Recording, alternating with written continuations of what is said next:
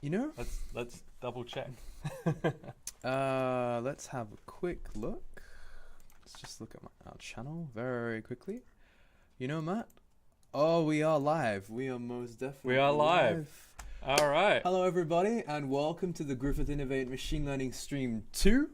I'm Matthew Bourgeois, I'm Matthew Lee. and we're your hosts for this evening. Sorry about the minor delay. We did have a slight problem setting up new equipment, but we have microphones and lights and, you know, the works. So tonight Yeah, should we're be professional this time. going pro. It's not your out of your garage stream like last time. We've actually got a full setup and everything.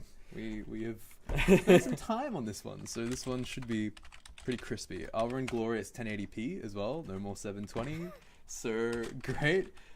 Now, we're just setting up some things. Yeah, we're still setting up. So Okay. just give us a moment. So I've just installed everything in Python, installed all the dependencies. Yeah, do you want to go over the requirements of what you need to install? Right. So first off, you would want to go to our GitHub account, which I will link in the chat now.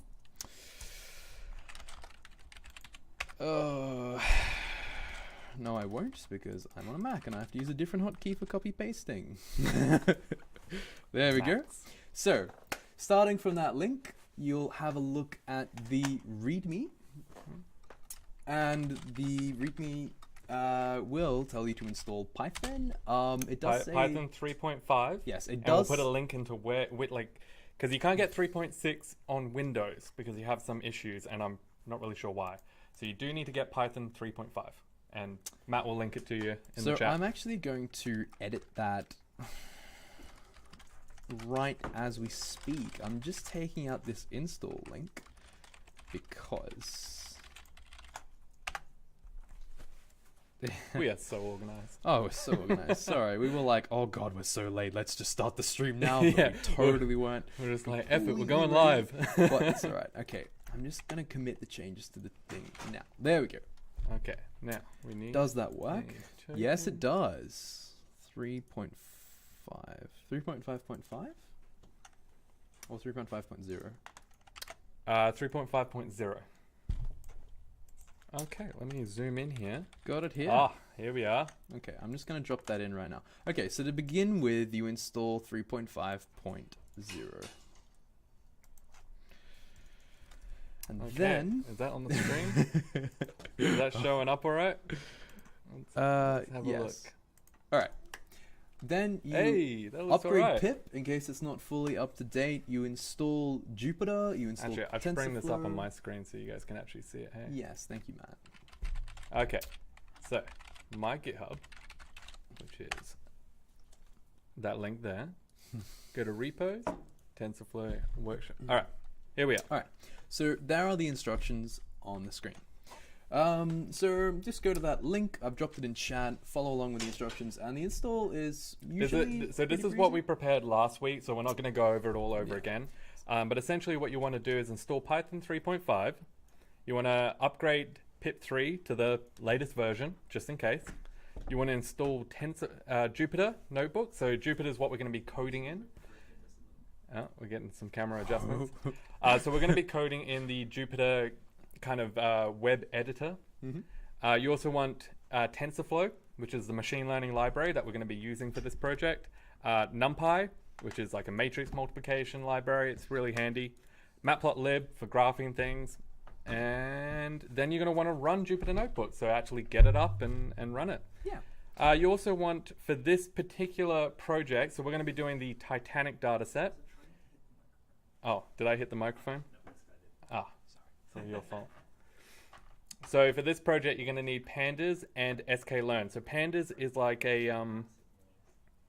data frame library. So you can load up Excel sheets, you can manipulate the data, you can manipulate the columns. Really handy kind of library, and we'll be going over that more. And you also want the sklearn, which is a science library for doing science things. And SciPy. Great. And SciPy. SciPy as Oh, well. sci-fi. Same Sure. thing. Science Yes. library for doing Great. So sciencey let's things. talk about today's workshop. What is this workshop, Matt? Okay, so the Titanic dataset is a list of every passenger that was on the Titanic, at least every passenger that they could get a hold of, and whether they lived or died. essentially. And so you've got a bunch of different kind of columns. You've got whether they survived or not. So 0 for they died, 1 for they survived. You've also got what now P class. What was P class again? So what ticket class they were. You've also got their name, their gender or sex, their age, a whole bunch of other different things. So what we're going to do is we're going to format this data and use it to predict whether someone lived or died on the Titanic based on all the other data that we have available to us.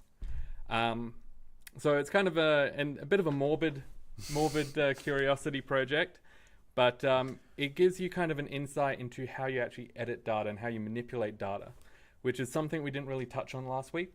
So we'll be going through sort of step by step how we're going to manipulate each column for the neural network. Great. So that's the project. Sounds great. So where do we start? Where do we begin? All right, let's begin. So I'm going to put this workshop off to the side here. So, oh, no, I'm not. I'll tell you what I'm going to do. I'm going to go back one. I'm going to go into here and we're going to go. Oh, you also will need the data. That's probably. So the data does come from the GitHub as well. If you want, you can go to Kaggle. What was it? Titanic. So, to iterate, the data is actually in the Git file that you can download. Yeah, so you will download it. Oh, hit the mic again. You will download it with the Git repo, but just in case you want to download it separately, you do have it on the website Kaggle, which is a really great website for data sets and competitions in machine learning. Yeah, you can find a bunch of data sets on Kaggle, from like New York cabs driving around New York to pictures of cats. Pretty much any type of data set you'll find here. Yeah, weather data, anything you like. Kaggle's amazing. I really like Kaggle. So all the data is just in a CSV file here. So each row is a passenger. Oh, great. So you can see their name. Yeah. All right, let's get into it. Cool. Let's get into Untitled here. Okay, so you're starting a new workbook here. Yeah, so you want to actually, we should probably go over that just in case. So you want to go new, and you want to go Python 3. So you're starting a new Python 3 notebook. Great. And notebook is just what you code, and you can run it in like different blocks of code, so it makes it a lot easier. You can also just run a Python file if you so wish. Yeah, if you want to run it in a Python file, you can do that too. If you're a Alright. Python programmer. All right. Let's get started. Let's get going. Okay. So, first things first, we want to import our library. So we want pandas. Yeah. So we want pandas, which is a data frame library. We're going to be importing the CSV file into pandas and be manipulating everything in pandas. You also want NumPy, which is a matrix operation library and really good at kind of manipulating data. Pandas and NumPy work really well together as well. For graphing, we want matplotlib dot pyplot as plt. Yeah, that's all we need for now.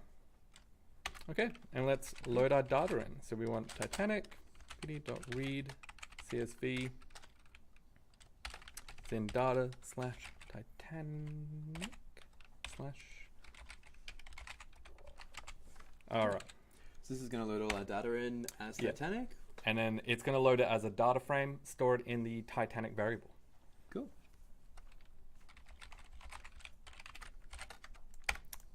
So Titanic.head just prints the first 5 rows of that data set. So we can actually have a kind of a quick look at what our data set looks like. Something to note here, we do have no numbers or no values in certain fields. So that's something we are going to have to deal with. We're going to have to fill those values in some way or just throw them out. So NaN is not a number, which basically just means we're missing this data. We don't have a record of that. Obviously, Titanic was a long time ago, and some data is lost to the ages. So, yeah, we might just have to guess what that data is as we go. Yeah, that's right. Yeah. We also have categorical data. So categorical data, you have to sort of... hang on. Yeah. I'm spitting on myself. All right. Like a regular we're gonna stop being gross now. All right. So you've got categorical data as well. So we can't input a string into a neural network. We can't put in male. it has to be a number. So neural networks can only understand float values, essentially. So we're going to have to convert that somehow.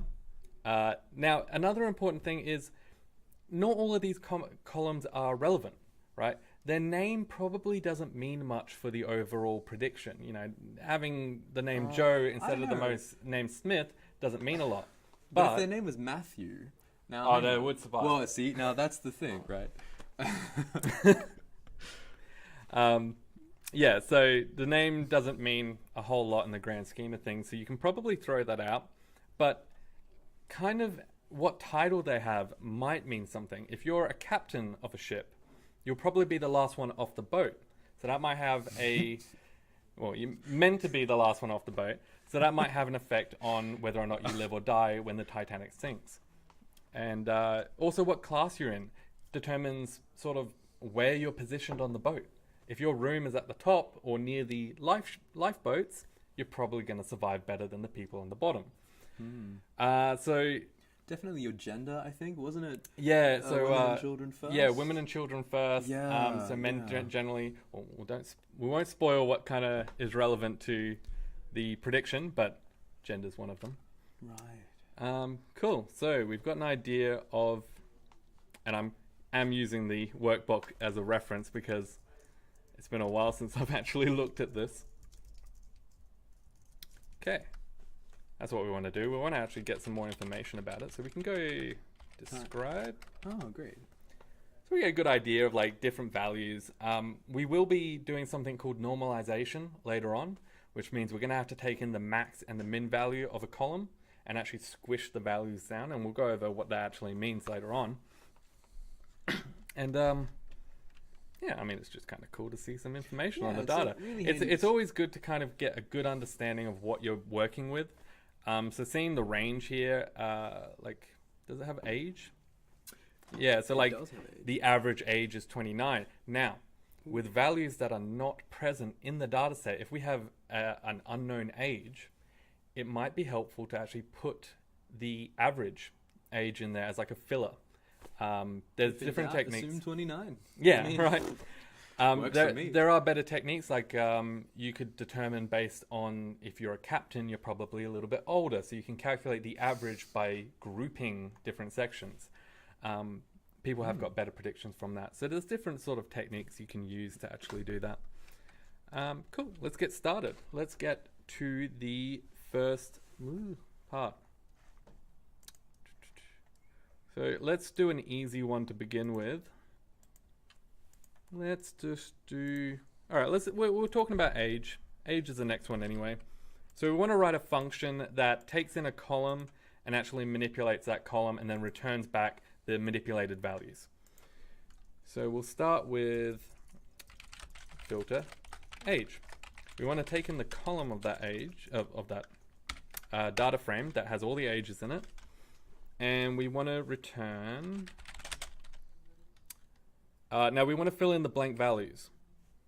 Yeah, we want to fill in the blank values. So let's go column dot fill NA. Is it NA? No, lowercase. And okay, so we're talking about the mean value. So what we can just do is go column dot mean. And that should give us the right value back. We can actually test it. So we can go... Let's go print Titanic dot age. Your script here. Yeah, no, I'm kind of messing around with it now. The dangerous part of going off script with programming is that it doesn't always work. Probably best if we actually pass it through to the function. Yeah, good idea. Beautiful, I think. What's going on here? I don't know. Do you want to just copy and paste the one that we had? No, hang on. I think that might be okay. It's just put it... What does that mean? So... Why is it... Actually, you know what it probably is? Probably want to put in that. No, we're getting the same. It wasn't 22, was it? What's the mean? No. Let's have a look here. So, the mean is 29.69. We are taking the column, filling in the blank values, Yeah, I know in the workbook it's done that, but it could probably. I thought I could do it better in the workbook. That's why I'm going off script because I thought I could do it better. Yeah, well, I guess we could do it. Let's see if we get the same values if we take what the workbook had. why not? I like how I wrote the workbook, but I'm like, you know what? No, I can do better than this. So now if I just pass... See, this is kind of a clunky way of doing it. Because now I have to pass in the entire data frame. Yeah. But I mean, it works. Yeah, well, that's there we go. So, would you look at that? So you can see here, it's filled in the blank value of 29. Yeah, Why it's didn't just- my new way work? Well, Oh, you know what it probably was? I don't know. No, I actually wasn't watching when you did it. we're going to go back. We're gonna go back. Yeah. No, we're gonna solve this puzzle. Yeah, because maybe that should be like that. Oh, there we go. All right. Well done. Thank you. I've made my code more efficient because I coded this about 6 months ago. So I was a He's lot gotten worse. better in those 6 I months. have. Yeah. I've gotten Why better. do it in 4 lines when you can do it in 1? That's it. Efficiency. Right. Now we don't want to print out everything because that's a little Dot head. Right. So dot head just prints the first 5. top right? 5. 0 Yeah, to you can also go dot tail. Dot tail. Print out the Okay. last 5. Mm. Okay. So that's age. Great. So we also want to do the fare. So the fare, let's have a look. Where's fare? So fare is a bunch of kind of prices of how much they paid for it. Right. So we do want to fill in the values there, pretty much the same way. Just Hang on, I'm gonna get even more efficient. Fill NA mean, right? Takes in a column, returns that same column with the mean value of that column. So Right. now I can do age, but I can also, yeah, oh, this needs to be changed now. So now we can And what do we also get? pass in the fare. Can we pass in the? So the fare is the ticket price, right? Yeah. Great.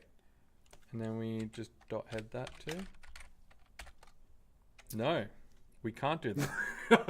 Oh, key error fare. Okay, it's meant to be capitalized. Ah, there we go. Hey, there we go. Wonderful. So that's how you make your code more efficient. So that was, if you look at the previous one, right? Oh, that's a Oh, little. it's all right. It's all right. We can change it up. There we go. So I've merged these two functions here into one with one line, and I'm pretty happy with myself, I've got to say. Yeah. I'm a real I- programmer. Okay, I gotta Oh, update no, this no, no, workshop no, no. then. I've messed with it. Yeah. No. Okay. No, we're good. But to your left, you've zoomed out the other window. as Yeah. well. I get to it. Okay. And then if I move that one Oh, forward. would you look at that? There we They're go. separate. Okay. Okay, we're good. I didn't think that was gonna happen. It's I all thought right. right away- It's all right if we have issues like that because I just saved us like 20 minutes of time, you know. So it's fine. It's fine. Fair Okay. enough. So I hope you guys get. Is there any? We have comments? a follower, Oh, Esther. we got a follower. Thanks Should for the follow. Should we put him in the Titanic? Let's do it. There's a pen right there. Okay. Just draw him in. Yeah. Okay. What do you want to be, Esther? He's Who's first. down Oh there? no, the first guy. Is this on stream up the top here? Yeah, it is. Yeah, you can see it. Okay, so he can be here. Lovely. What's his name? Esther. Just be like EZT. Or Esther or something. Cool. ZT. That's it. That'll do. Thank you for the follow. We have many followers. We do. If Is anyone Captain taken? Make him captain. Just put a little hat on him.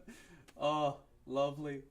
No, it's not a captain's hat. It's gonna be the sailor's. Oh, that'll do. No, no, Actually, okay. he's like a Jewish captain. Yeah, that works. And just be like captain, Now he looks like a farmer. Hang on. like sepia. You got like a piece of straw coming out of your mouth. And you're like, All right. how did I? End Oh, up and on we the have ship? another follower, Sphinx415. See, I knew this would get us This followers. is just- I knew why this would even get do us- the stream when you can just draw Yeah. shit? Who else All wants right. to be on the ship?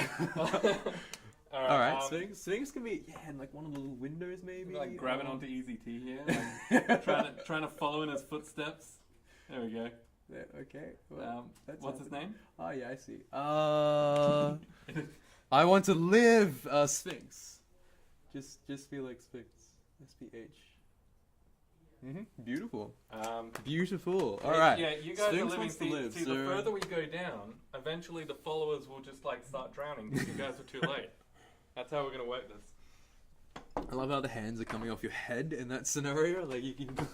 Yeah. Well, what we can also A do, little bit mutant, but that's alright. what we can also do later on is when we're making the predictions about who's gonna live or die, you guys can send in like some details if you want. Oh yeah, that'd be really great. And we can tell if you will actually. Well, we can give you a. What's the word? We can give them a probability of how likely you would be I'll to give you a survive. prediction. Yeah, Give you a prediction. yeah. You're So we probably get- gonna die though. Let's be real. It was the Titanic, so don't. It was like don't give yourself high. I don't know. what I was gonna Assuming say I'm there. not driving the ship, I'll join. Thanks to your vote of confidence. I'll have you know that I might have spotted the Titanic, the iceberg, maybe. I probably better. I think that captain was probably drunk. Let's be real. Probably. All right. So this is a hard function, so I'm not going to actually like write this out. Yeah, no, don't write that out. Copy paste. when you can. This Copy paste. this one I largely copied and pasted anyway in the beginning. Oh, that's fine. So, what's this function Let's do? go step by step. Okay. We've got the name. Yep. And remember when I said beforehand that the title like Captain or Mr. or Mrs. might have some relevance to what that person, well, whether or not that person would live or die. So if we go down here, you can see the first thing we want to do is we want to split that out. So we want to actually get that title from the name. And we do that just using a lambda function. This map function just maps all of the columns to whatever we define here.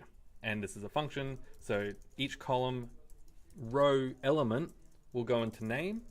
Name will be split. We'll get the last element. We'll split that again. Why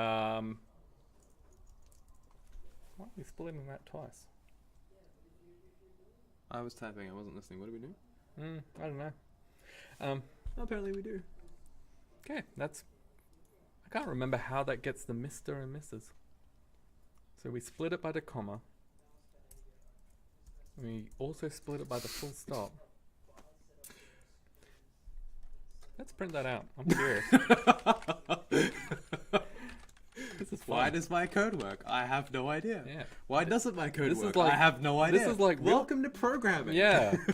Actually, see, we were super prepared last Yeah, week. last week. Last week is like I've done Emnus a million times. I've Mm. done Titanic once, maybe. Well, I did do it once. Definitely, maybe. Yeah. All right, let's go filter title, and we'll pass in the Titanic data frame, and I want to see what happens. Okay. Master. Well, it Ooh. does get it right. Oh, it's probably a child, like a little kid. I mean, if it works, put it in. Yeah. So That's what my it, so what it's doing, this function, however it does it, through But it gets the title. yeah, it does actually get the title. It might be the way, how is it like formatted here? Oh, okay, all right. Look at the data and you'll work out what your code does. Right. So it's So like it's- first name it's- common. It's splitting the comma, Mm-hmm. getting this part here. It's splitting again by the full stop And then and getting the first part. Look at your data, kids. Okay, Alright. that's what that's doing. So it's getting all the titles, but we've got too many different types of titles and we don't really need all of them. So we can actually map a title to we can kind of merge some of the titles. So captain, colonel, major can be merged into officer. And then what's a junk here? You know what a Probably junk some here is? European royal. Let's look it up. You want to look up junk here? Jonkier. Don. Okay, it's just came up with old people. Okay. Okay, so Jonkier means old people. Old European royalties. Probably like some old Dutch dude. I love Yeah, it. I like how you looked up images and not the definition. You're like, I just want to see what they look like. Yeah, I'm a pictures person. Yeah. I like how I look it up off stream so no one else can laugh along with Okay, us. let's Jonkier. Alright. Title of nobility. This is a Jonkier. everyone. Beautiful. You have to zoom in. Yeah. And apparently it's a berry. Well, there you go. So there's some people like this on the ship. That guy, would he live? Would he die? Who knows? But they're royalty. So we're merging Jonkier, Don, Sir into royalty. We're merging Doctor and Reverend into... Is that Reverend? Yeah, it probably is. Officer. The Countess. Like, jeez. All right. Let's rerun that real quick. Cool. So, now, this part gets all the titles. This part here, title.df.map, we're mapping it to the dictionary that we've got, which means if it finds captain, it's going to change it to officer. Finds sir, it's going to change it to royalty, so on and so forth.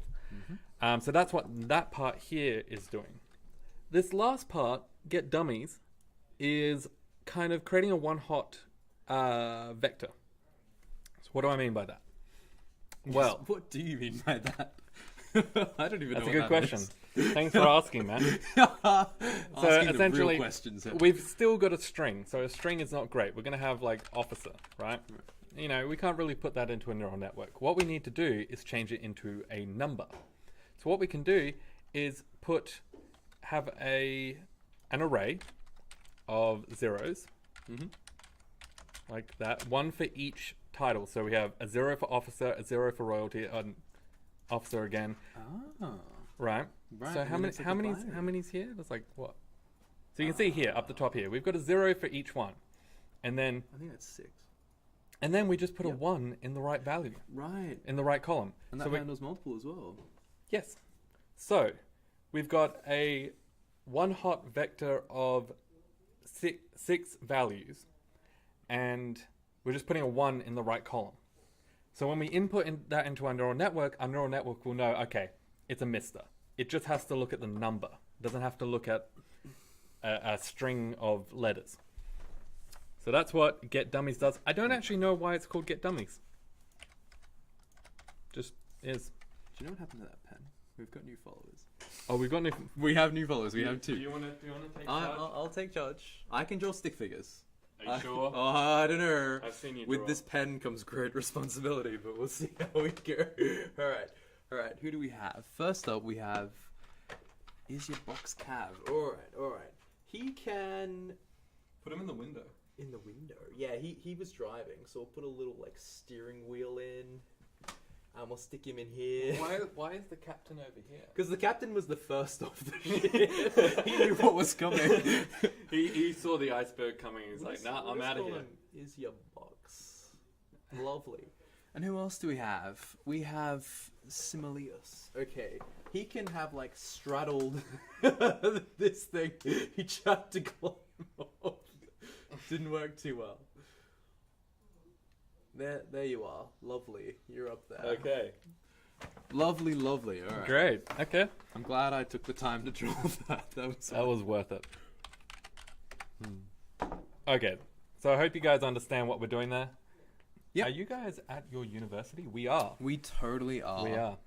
We just picked a random room. No, we have a bit of a studio space. We've got some lights this week.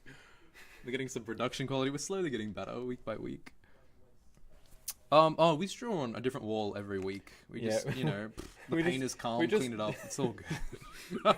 No, we just get a new wall. It's actually painted with like whiteboard paint, whiteboard paint. So you can like wipe it off, but it top secret Griffith University black site. Yeah, you could call it that. It is swipe card access. So Turn phones off for stream. Turn phones off for stream. Lessons that we learned mid-stream. Okay, so this All one right. hot is basically just like a binary array, and it's like whichever it's 1 or title 0. you have, it's just going to drop a 1 in that spot. Cool. All right. All right. Now, cabin. Cabin's actually a fun one. Because you combine filling in the blank values with this part here as well. So, with cabin, you can see we've got values that don't exist. But we've also got kind of C and some numbers after it. Now, we don't care about the numbers. We care about what class of cabin we have. Right. So, I'm just going to copy and paste. Hey, man, like. And then we'll go over it. I mean, I wrote the code. It's not like I'm copying from someone else and then trying to describe it. I wrote this. All right. So we take in the data frame again. We have, we create a separate data frame to store our return values in. We fill in the blank values with U. Now, U stands for unknown because each cabin is going to have a letter in front of it. And so we just want a letter to mean essentially nothing. We just want a nothing letter. And then what we do is we have a function. And we're just taking the first value of that string. So we got if we go back up here, we've got cabin, C85. We only care about the letter. We don't care about the numbers. It doesn't really matter if you're number 85 of that hallway or number 72. It's not going to make a huge difference. But the actual cabin number determines where you are on the ship. So that's super important. Right. So the cheap cabins were down the bottom, right? Near the boilers. I assume, yeah. Yeah. And I think the higher up you go, the more expensive it got, but then the closer you are to the lifeboats. Right, yeah. And that's probably a level of priority when it was like every man for himself. It's like, get out of my way, I'm rich. I deserve a seat. You know, I am what was it? A jonquier. I want to be in this boat. Get out of my way, peasants. I'm a jonquier. I go first. Yeah. So if you, so, so a lambda function, this variable here, it's going to map every element of that column, probably one at a time. I don't know how it works in the back end, but one at a time, it's going to map that to the variable in the lambda. That lambda is going to return the first character in that string, and then it's going to store it back in the data frame that we've created up here. And then we call getDummies again, which creates this one hot a vector again. So let's print it out. I'll show you what it does. I hope that made sense. It's kind of combining the fill NA of we could probably even use that again. Use the same function. Yeah. This is what programmers do. We write code once and then we just keep using the same stuff over again, every single job. Yeah, like some of it, it's really redundant. Some of this code is. I think because I was writing it for like year 1 students. Right, so you just made it really simple. Yeah, that's my excuse. And now you can. That's my excuse. It's a good excuse, man. It's like, my code was terrible because I was writing it for you know, first year students. You know how it is. You guys know how it is. You're fine. Okay, let's print that out. So we want to go filter, cabin. We want to pass in the Titanic data frame, and we'll just print out the top. What we get is all of the cabins that are on the ship, as well as our unknown cabin, because we have some unknowns. Hopefully the neural network learns how to determine that, because it's not like we can put in the average cabin. You know, there's no average cabin. So it's probably best just to put it as unknown and hope the neural network understands, okay, I can't really work with this, so it'll learn to adjust itself based on that. Cool. Ticket. Yeah, let's clean the ticket up. Right. So the ticket. Oh, the ticket's a mess. All right. So how to deal with Here we go. Look at what you have to. Okay. To begin with, look how messy the ticket is. Right. So tickets have got some are all numbers, some have got numbers and letters, some have got some spaces, some don't. All right. So tickets. I think I almost just didn't bother with ticket because I was like, but I did in the end anyway. So first things first, let's get rid of the dots and the forward slashes. So we just convert the dots and the forward slashes to blank. Right. Because they're not useful. Yep. We split it by the space. I think by default it's space. It splits it by. So yeah, okay, yeah, so it will. Get the right hand part and the left hand part. Yeah. So we don't care about the numbers, I assume. Okay. T.strip. Yep. Get rid of the white space. T dot is digit. Yeah. So we're determining, is it not a digit? Then we care about it. If it is a digit, we don't care about it. And then let's actually print out some of this. I'm curious. Let's go. We just want to print out the ticket.head. Is that going to be a data frame? I hope so. It might just be a column. Maybe at the end after you've cleaned it, print it out. wherever you use ticket, because you've got return ticket.df. Here's interesting. So if ticket is greater than 0, which means we have a value, we have some kind of lettering. Right. You put it in. Return the first element of the ticket. So we're getting AP. AP, nothing here. So that's essentially an NA value. So if we get an NA, return triple X. All right. Who wrote this code, Matthew? Just 1x is fine. No, we'll leave it just in case. I don't want to break anything. But that function here, clean ticket, gets called by filter ticket. So filter ticket's actually mapping. Oh, that's cool. Oh, I did. This was clever, actually. I take back my comment. This is actually really, really nice. Because what I'm doing. I'm impressed by my own code. Yeah, I am. Because I could have just done something like a for loop where it goes through every ticket value and sends that element to the clean ticket function. But what I've done is I've passed the function into the map, right? So it's mapping every element to that function, which takes in ticket. So every element will be put into ticket. It'll all be cleaned up and then returned back into that data frame. Right. I probably found that on like Google or something.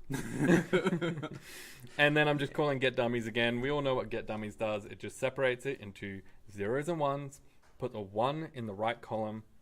Yeah. So if we actually run that, that's a really clever function. I don't think I wrote all of that. I think there was a lot of copy and paste there. That's all right.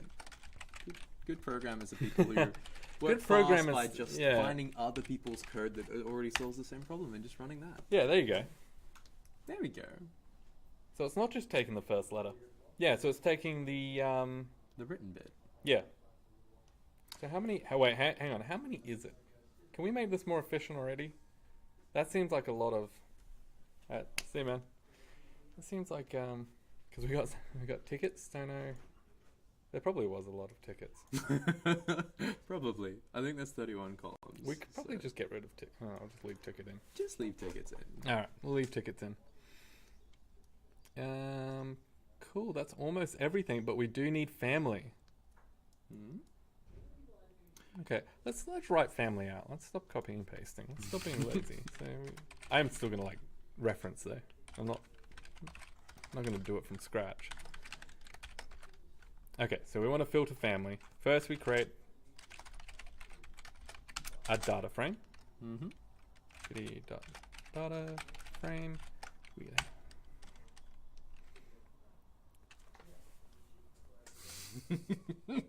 Let's not copy it. Pauses to think about it. Yeah. Right, so you've got family, and let's look at the family data first, should we not? No? Yeah, we will. We will. Yeah, Hang we on. will. Okay, I'm sorry. Whoa. I should have looked at this before. More we people started. subscribe, I'll draw stuff on the board, that'll be good. All right. I'm not copying and pasting. You guys didn't see that. Okay. So family. Let's look at family. Do we have family? Where's family? Oh, it's that. Right. Yeah, that's right. It's siblings. So it tells you how many... What does family column do again? So the family column. Let's... Can I put this over here? Nope. Token. We can get a token. Just drag it over. No, because then you have to like reformat everything again.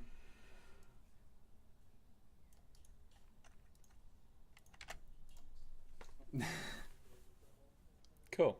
Cool. Okay. So we've Right. actually got explanations that I wrote out. Yeah. So number of siblings and And spouses, spouses above the aboard the Titanic. And then you've got Parch, which is parents and children. So we want to be able to actually, gain some information from that. And if we look back at here, we can see, it's kind of already in numerical format. So really, we just want to condense that into one column, I think. Right. Let's see. That's what I would do. Let's just go filter family.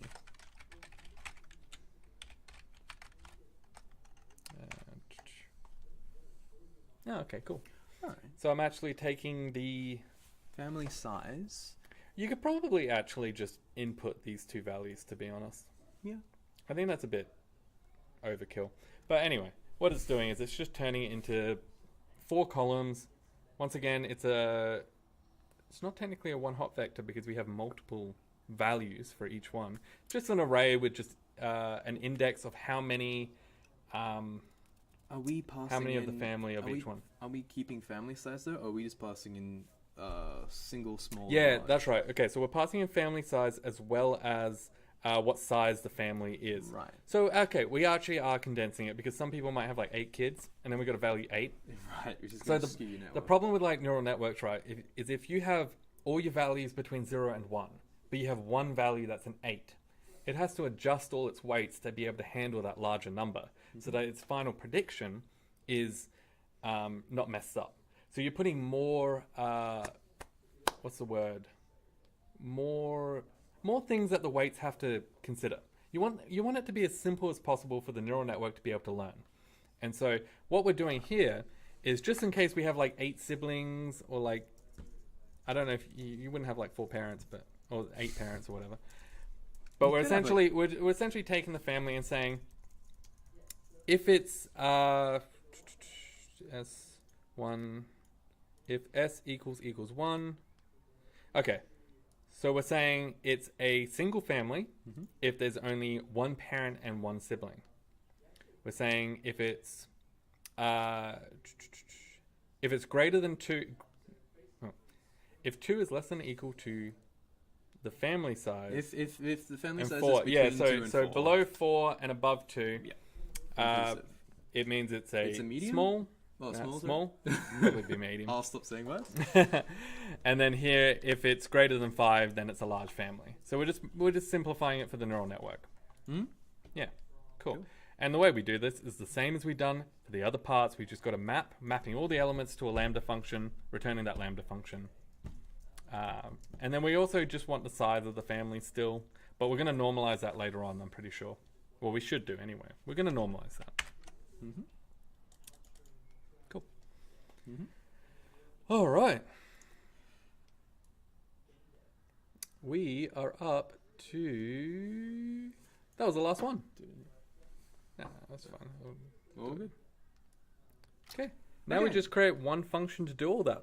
To do that to our entire... See, I've just been printing it out here. I haven't really been storing it in anything. Right. But what we want to do... Just have one function that calls all your other functions. Yeah, so we're just going to call like a format data.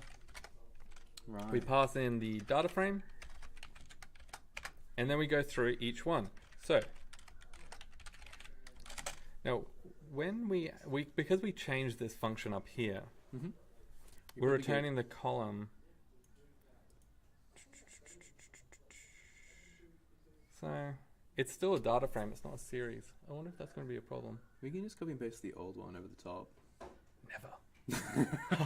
I want to use my new function. I'm proud of we it. had some working example of our code that was No, already no. prepared. Well, I mean, it's more fun trying to fix my code because then it's not like, oh, just copy and paste everything. It's like, no, let's actually try and make it better. That's true. That is very true. So it returns a column. No, that's fine. If it returns a column, that's all right. We're all good. Potentially. We'll see how. What how was we it? go. What was it called again? I What don't was the know. function called? Fill NA mean. Mm-hmm. So here, we pass the data frame, and we want to pass the age. Oh no, no, we don't. No, hang on. We want to filter sex df.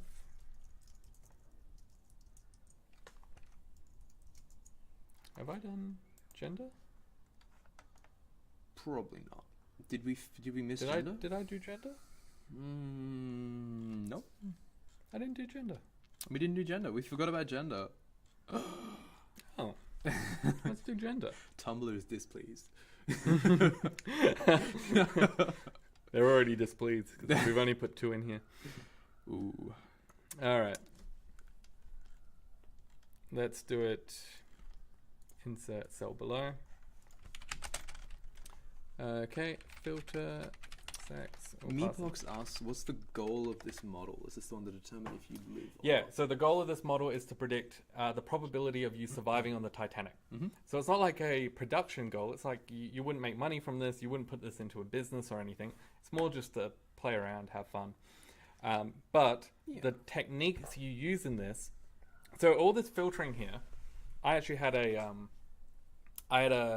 contract job where I was doing a breed prediction for horse racing. So taking the parents of the horses, the male and the female, can you predict how likely the offspring would be to be successful as a horse? And so a lot of the filtering techniques we're actually using here, I also copied and pasted into that project. The great thing about writing code that works is that you don't need to write it again, and then when you have to do a stream about it, you forget what you did. But essentially what I did is I copied it all over into the horse racing project, and I did the same thing. So the techniques you learn here are actually very useful for real world projects. It would be useful if you were going on a cruise. Yes. Yeah, I so agree. if you were going on a cruise. Am I going to survive this cruise? Well, Yeah. let's make a network to find out. I wonder it'd be a really morbid data set if you found it like the deaths on cruises. What if you found that somebody wasn't going to survive? Like, do you call them? Do you tell them? Do you just assume it's a bug? You let them survive as long as they can. You don't tell them because it ruins. What their, if they're ruins already their trip? on the cruise and your network's like, oh, you're gonna die? You're like, Well you then. start organizing the funeral. That could be a business. No, That could let's be a not say business. that. Okay. All right, back to this. So I'm just going to copy and paste it. That's the best way to be. Yeah, I'm getting lazy now. Right. Okay, so we haven't talked about series. Ooh. So you've got data frames, and data frames is like an Excel spreadsheet. You've got columns, you've got rows. A series is just like a one-dimensional array. There's only a column, and then you just store all the values in that column. So later on, we'll merge that back with our data frame.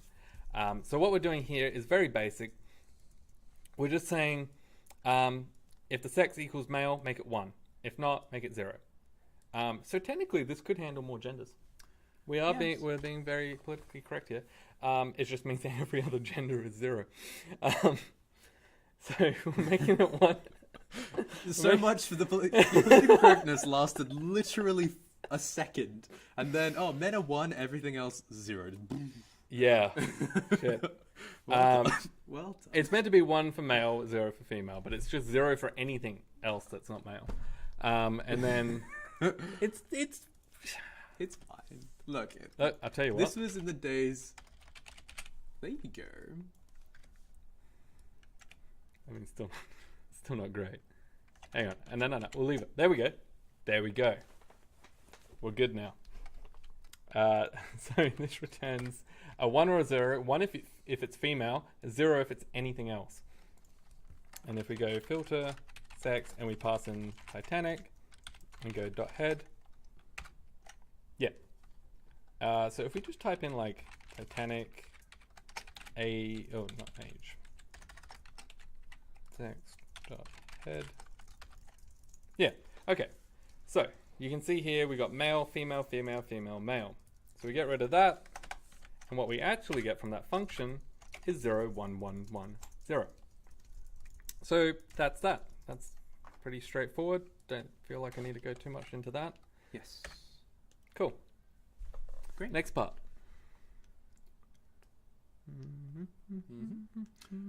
So now are we writing our big function to format everything? Or Yeah. have you already done that? No, we're writing that now. We're running that now. So we're gonna go filter. No, because we changed it. This is the one we changed. This is the one we changed. Yeah. What did we call it? Fill NA mean. Ah. So that's not a data frame anymore. That's a column. Because what we're doing is we're going NA mean df dot age. Hopefully that works. We'll find out later. We did the same for fair, so that fair is a column now. Fill NA mean. Cool. We got our title one hot vector. Hey Matt, where'd you get the map function from? What library? The map function. Yeah, is that native to Python? That's native to pandas. Ooh, there you go, Meatbox. The map function. Yeah. So you can see we've got our data frame, which is a pandas data frame, and we're calling .map. So .map is just a part of the pandas library. It's not native. I don't think there's a native Python version of it, but yeah, just maps every element in whatever you're specifying to a function of some kind or a dictionary. So we can actually see here I've got title dictionary, and we're actually mapping all the elements to that dictionary. So you can do it that way too. So it's either a function or a dictionary, and you can just map the values to something.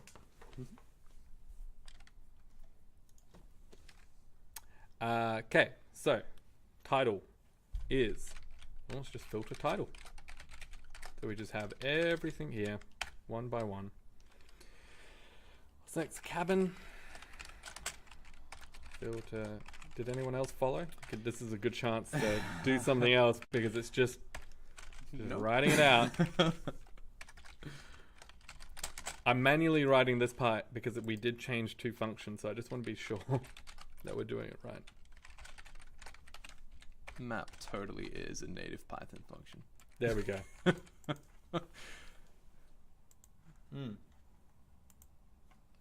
Are we new to streaming? This is stream number 2. We did a stream last week at the same time.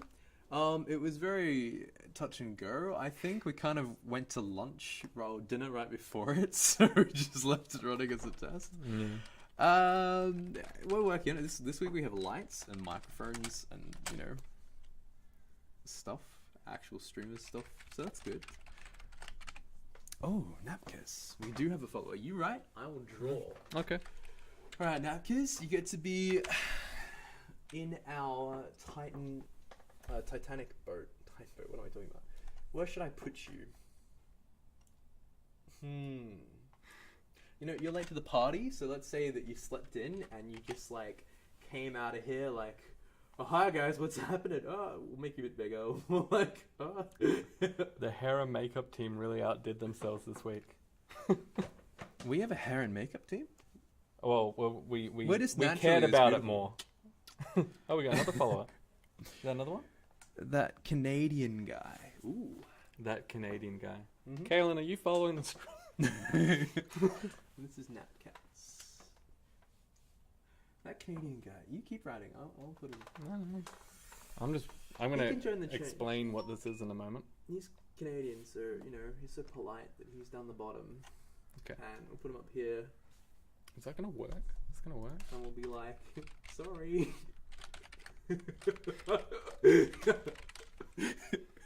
Because Canadian people. Just want to make sure this Same. works. No, it doesn't. Why does it not work? Age. Oh, that's because I changed that. There Okay. you go. Oh. It's a good one, eh? Oh, no, I got it. That's 0. Cool. Okay. Come on here. Thanks, guy. All right, we'll go through this and then we'll answer any questions if you guys have any questions at this point. We'll go back because this is all the data setup stuff. Once we got through the data setup stuff, we're going to build a neural network to take that in, and then I don't need a reference. I can just write it. It'll be great. Cool. But essentially, this part here, we're using all the functions that we've already got. We're concatenating all the columns and all the data frames that we've created into one big data frame. Then we also have to do the if you've survived or not. So this is your label for your data. So in a supervised training environment, you've got your feature data set, which is all your inputs like your cabin, your ticket, your age and gender. And then you've also got a label, whether or not you survived or not. So what actually happened and what are we trying to predict? So we put that into, well, we put our features into the X data, and we put our labels into the Y data, and then we return both of that data. So df.survived, if survived in df, yeah, that's fine. Okay, so it's just returning. Well, let's print it out. Yeah, so it's just 0 if we, yep, just 0 if they didn't survive, 1 if they did survive. And what this means is when we train our neural network, it's going to be trying to predict those values. So that's Does anyone have any questions at this point for the actual data setup? Because I kind of went through it kind of quickly, I guess. Yeah, pretty quick. But I mean, a lot of the functions are relatively the same. It's a lot of using the map, so yeah, native to Python, there you go. A lot of using the map function of just mapping all the elements to a function or a dictionary, turning categorical data into one-hot vectors, and filling in the blanks. So fill an A. Yeah. Obviously, there are better ways to fill the blanks than just like picking the average and slotting it in. Yeah, like because doing that is going to change the average as well, which yeah, it's like I've seen a friend of mine actually did it where he took. I think I mentioned this before. The title of every person in. Well, he grouped by title. So if you're a captain, you're grouped into a section. If you're an officer, you're grouped into another section. And what he did is calculate the mean for each group and then filled in the blanks based on that. We're not going to do that, but it's better if you do. You can try that at home. You might get a better result. It's a homework assignment. Yes, we have a question from me. He says, you set the value as null if they don't survive. Why not 1 or 0, or will you do that later? That's a good question. I actually looked at that before and I was a bit confused of why I did that. So, why did it equals none? So let's print out some stuff. So if survived in data frame. So if there's no data in it. You could potentially use the family data to guess the missing ages. That's a good point. Yeah, actually that's a really good point. Yeah, there we go. That's probably even better. +1 to that. Well done. Yeah. Okay, let's work out what we're doing here. Mm-hmm. Because I kind of brushed over this because I didn't really know what it was doing. df dot survived. I want to see what this prints out. So control enter. Alright, 0, 0 is 1. So do I even need that? Because if that's the case, I should be removing elements at that stage too. I don't think there is any blank values or whether they survived or not in this data set, so that's never actually come up. Let's remove that. If survived, yeah, survived is always going to be in data frame. What am I doing? That should be fine, right? Oh. No? No, I know what I've done. Because later on we're going to be passing in just one row of values and we're not going to be passing in the survived part, right? So what we're doing is we're checking if survived is in data frame, then put it in, because we want to be training this data essentially. But when we put in our own values, we're not going to have survived because we don't know yet. We're trying to make a prediction whether we survived or not. So what it's doing is it's just putting it as none and then returning none because you're not going to use it. That's why I do it. We're not at that stage yet, but it will become apparent why we do that. I mean, it's apparent anyway. We're essentially saying if there's no survived column, don't do anything with it because we're predicting it. Are we in Australia? Yes, we are. We very much are in Australia. We are on the Gold Coast. Yeah. Yeah. Commonwealth Games. Commonwealth Games. Yeah. So the whole Gold Coast is closed for the games, which means traffic is awesome. So yeah, it's actually surprising. Like, okay, Gold Coast government was pretty much like, stay off the roads. It's going to be hectic. It's going to be crazy. Yeah. Don't leave your house. And then take time off work. And then we all did, and now no one's on the road. Yeah, so it's great. amazing. We can get wherever we need to be. All these tourists are coming in and getting the completely wrong idea. Like, wow, Gold Coast is such a good city. It's so quiet. It's and we're so like, quiet. You just wait until Monday. Yeah. So Gold Coast is good. Come here. Yeah. Nice. If you come down, we'll show you around. We all went on holiday. Yeah, we did.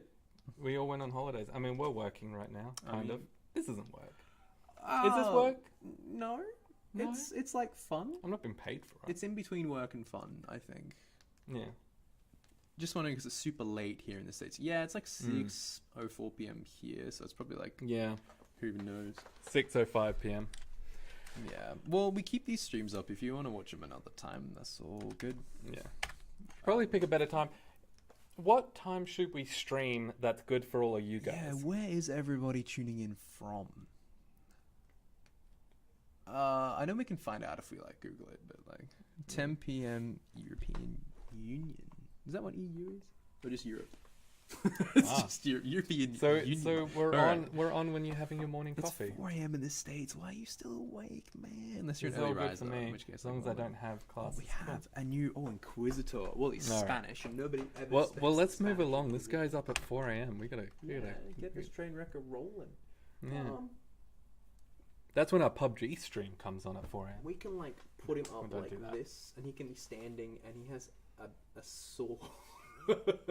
Because he's the Spanish Inquisition, and nobody expects them. And we'll stick a crown on him. Wait, do they have crowns? They do now. Is he a jonquita or whatever it was? I don't know. I think All right. beautiful. Okay. Any? Oh, we'll just continue on. If you've got questions, Matt will find it. Yes, if you've got questions, I'll find it. And yes, Okay. So now, we need to send it to a network. yeah, let's build a neural network. This is the fun part. Mm-hmm. This is the part I like. So, TensorFlow adds. So we're using TensorFlow. The first thing we want to get is the data. So we want to call our format data function, and we want to pass in the Titanic data frame. Cool. And now we want to split this into a training and testing set. Mm-hmm. And what I mean by that is our training set is what our neural network's going to adjust itself on. And our testing set is data it hasn't seen yet.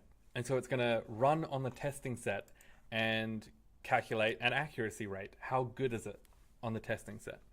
So we've got that. We've got... Yeah, so we need to split it. So let's go train X, test X, train Y, test Y. And there's a really neat function that I'm going to import because I didn't import it at the beginning. Let's find it. Okay, so this function is really helpful. It kind of does all the hard work for you in terms of splitting data. You can do it yourself, but you wouldn't want to. It's an effort. I mean, you can, but But you should. yeah, but you shouldn't. It's already there for you. Just use the function. It's like a Python thing. If it's like more than 3 lines of code, there's a function somewhere that can do it So for you. let's just make sure that all works. Everything's imported correctly. Mm-hmm. Deprecation warning. Deprecation warning. The modules. Should we write factory? Oh, we got that before. It's fine. Just Yeah. it still works. All right. Well, let's just It's print just like it's a deprecated feature, and we're like, we don't care. Okay, cool. So this seemed to work pretty good. Yeah, there we go. Pretty. So we can actually define. Let me just. So we can actually define the train size.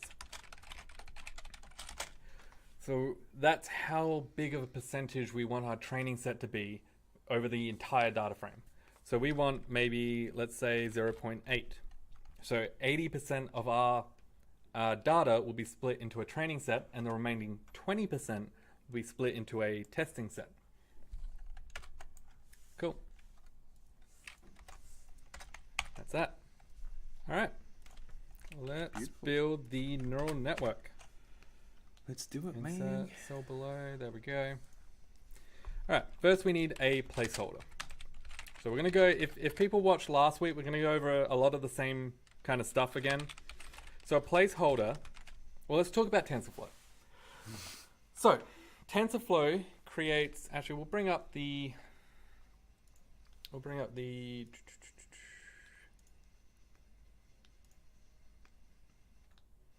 here we go.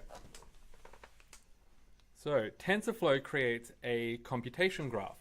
And what a computation graph is it contains all the operations and all of the variables that are needed to create that final output that we need. And so it develops this first. It doesn't run anything. It's just creating the operations of what's going to happen. And then later on, we actually run that and pass in our data to it. So we don't pass in our data originally. We create the computation graph first, and then we pass information to it. And this is sort of an example of what a computation graph might look like. We might have 2 placeholders. So we don't know what variable is going to be in node 1. We don't know what variable is going to be in node 2, but we still need to define them because we're going to be using them in our calculations. And then we have these operations. So you might want to multiply these two digits together. We might want to divide them and then add the final results of both of these together. And so that's what a kind of a computation graph is like. And then later on, when we run this graph, once we've built it and we want to run it, then we pass a value to node 1 and pass a value to node 2, run the graph, get the output at the end, and then we have an output. Great. So in our neural network that we're going to be building here, we want to define where we're going to be passing in the values. So our features, all these features up here, we want to define a placeholder for all the features. We also want to define a placeholder where we're going to put the labels. And when we run our computational graph later on, we'll be able to actually run the entire graph and get the output at the end. So yeah, that's what we're going to be doing now. Cool. So now how big is the input node? So we've got 53 inputs. Yeah, we do. We should probably define our, let's define some hyperparameters. So we want to go input node is, was it 53? So that means that's 53 columns in our training set, in our training data. And if you want to see how you get that, you just go train x.shape. Yeah. So we've got 712 rows, and we've got 53 columns in each row. So we've got a bit of a small data set for this one. Yeah. Well, I mean, how many people are on the Titanic? Yeah. How many people were on the Titanic? 712 apparently. Well, that's 80% of the data set. Wow. So there's another 20% Quick in... math? Don't make me do quick It's math. about 900 and something. I think. All right. That'll do. Okay, so we're defining a placeholder where we're going to be putting in the input data into our network. So we want to define none here because we don't know how... A none is this value here. We don't want to send all 712 at once. I mean, we might do it. It's a small data set. But generally, when you create a machine learning model, you do it in batches.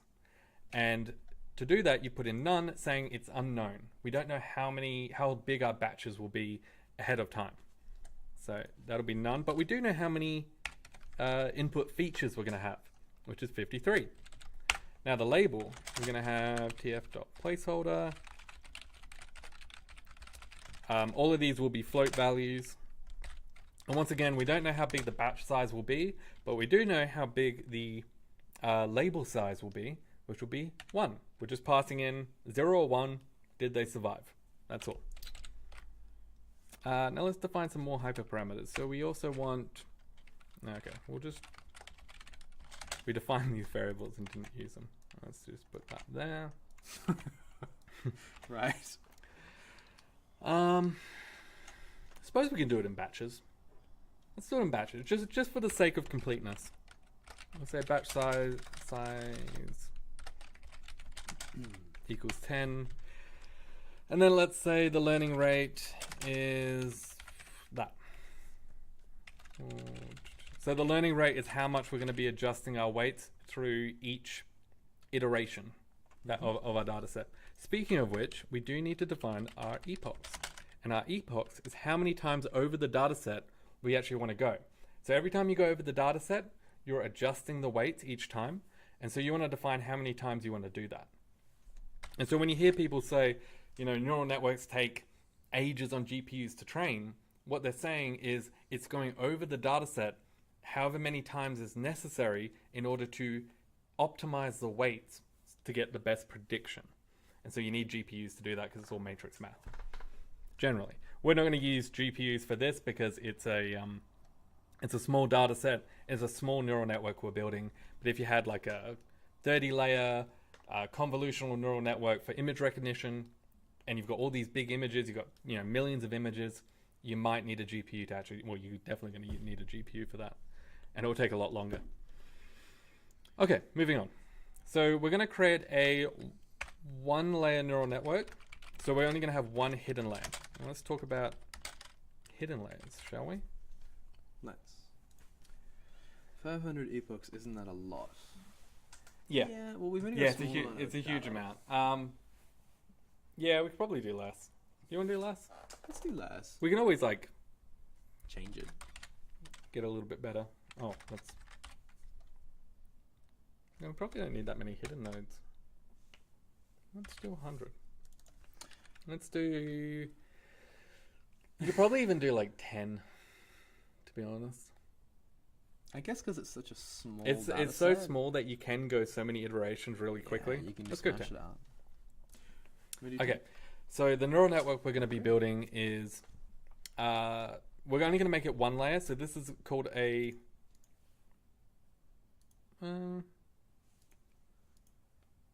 yeah, this is a... Oh no, we're making a 2-layer. So this is a 3-layer neural network that's on your screen right now. And what it's going to have is the input nodes, which are our features that we defined earlier. It's going to go through a set of weights, which are these sort of arrows. And it's going to be... So the input's going to be multiplied against these weights. We're going to be adding an activation function to them, which we'll talk about in a second, as well as a bias. So the bias, then the activation function. And then we're going to have a value for each one of these hidden nodes. And then these hidden nodes get multiplied by another set of weights. You add a bias value to it, a nonlinear activation function, and then that's the output for the next layer. And then we pass that to the output layer. So let's talk about activation functions. Let's make sure everyone's on the same page before we continue on. Here we go.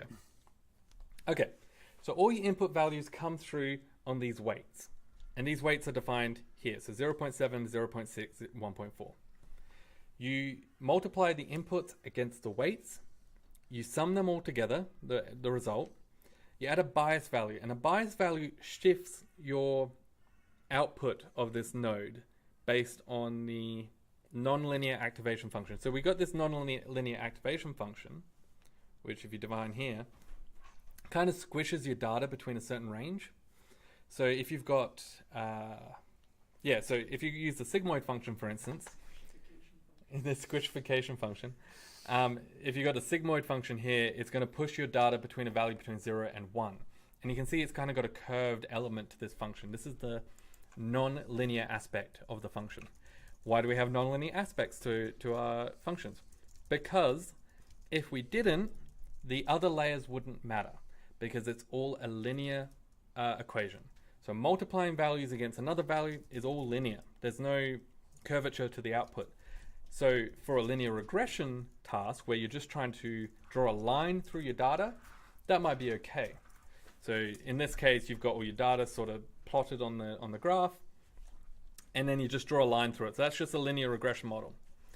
What neural networks are really good at is more complex decision boundaries. So if you plot your data, and this could be, so you take your 53 values, you condense it into a two-dimensional space somehow using, there's a technique called principal component analysis. I'm not going to go too much into how that works because it's a bit involved, but okay, I will go into it a bit. Okay, what it's doing is your data is plotted in 53-dimensional space. We can't work too well in that, or at least visualize it too well in that. So what you do is you draw a linear plane through that, and you project the values onto a two-dimensional space. And that's using something called principal component analysis. So let's say we did that for our data, and we plotted it on a two-dimensional graph. We've put it through principal component analysis. It's now on a 2D graph. Maybe getting too complicated here, but I just feel like for completeness, like if you don't understand everything, that's fine, but I want to like mention it for completeness. Otherwise, you're just gonna be like, how did you magically get it in a two-dimensional space? Well, you'd apply some functions to it. But you want your neural network to create a decision boundary around your data, so classify it properly. So we're not really, so we're predicting a value between 0 and 1, and you want it to best create where that boundary is, where it goes from below 0.5 to above 0.5. And you would do this using nonlinear elements of your neural network where it can create these curved boundaries. So that's what an activation function is doing. And the bias is shifting that in a direction. So, which means it can come up with more complex outputs. That's how a neural network works in the forward propagation. There is a backward propagation. We'll get to that in a moment. So, what was I doing? So, I kind of went off on a few tangents there. while you were on a tangent, we had Thanos come in, and he said we got to be streaming regularly, and I said yes, kind of. but we might change up the hosts, we might change up the topics. We might change up the day. I don't know if Thursday's always going to work. I think maybe we might drop a poll somewhere, see what time and date works for everybody. And Thanos subscribed, so I added him to our lovely sinking Titanic. He's over here. He was a bit smart. He got away from the Thanos. thing at all. Thanos is hiding. He's like, ugh. And Chris said, take your shirt off, and I'm not going to do that. After you, No, I'm fine, thanks. we'd lose all our followers. Straight away. Oh, you might get a whole bunch more. But Might get a it'd be whole bunch different more. crowd. There might not be There we machine go. learning. There might be, bound chicken. If you guys donate, I will. Thousand subscribers. No, you don't. You really don't. You really don't want that. Okay, so Yes, I agree. take it- Terrible we're tangent. both Matt. So which one? I'll definitely follow. Thank you, Thanos. Thank you, Thanos. Cool. All right. So what do we do? So We're training your we're defining the weight and the bias values for our hidden layer. Mhm. So we have to create a matrix of these weights, and we do that by creating a variable in TensorFlow, and then doing a random generation of float values. And we want the size to be the input nodes as the number of rows. Yes, I've got that right. Number of rows. And then we want the number of columns to be the hidden nodes, which we've defined up here. So 100 columns. So we're going to have a 53 by 100 matrix. And the reason we're doing that, I'll go back to this one. Here we go. So we might have imagine this matrixy right here with the cat is 53 rows down and 100 columns across. So when we have our input vector here, which is 53 nodes, the way a matrix multiplication works is you'll be taking that vector of 53 values, multiplying it against the first column. You add it. We had this. No, you multiply it against the first column, and then you sum those values together, and that's sort of the dot product. I think that's how dot product works, right? You want to correct me there? No. So you've got xi dot product w. Yeah. So you go. So you're doing a matrix multiplication. So you're essentially multiplying these input values against each column of the weight matrix, and this represents. If we go up here to I think it's against this. each row. So each. No, I'm pretty sure it's column. Column? Maybe this is a bit different. Yeah. Yeah. So these weights from one node to every node in the next layer, Mhm. that'll be one column of your weight matrixy. So when you multiply the input against, no, sorry, it's in reverse. Okay, correction. All the weights connected to one of the hidden nodes, so these three here, is one column of your weight matrixy. So when you multiply the input against one column of your weight matrixy, you're multiplying against all the weights to one of the hidden nodes. And then because it's the dot product, it's summing all those values together, and you've got a value for each hidden node then. So that's what's happening. Okay. So input multiplied against the weight matrixy creates a value for every single hidden node. So what this will create here, junk here. Just a sneaky slide through the junk ears back to the So what you're going to end up here is 100 values. So this is multiplying all your inputs against the weights, and it's producing 100 values, which is one value for each hidden node. Cool. Then you add a bias to it. So the bias has to be the same size as your hidden layer, and that'll just be random values as well. Cool. So now we define our output layer. So we can just create outweight. Okay, I'm going to do this without looking. Watch.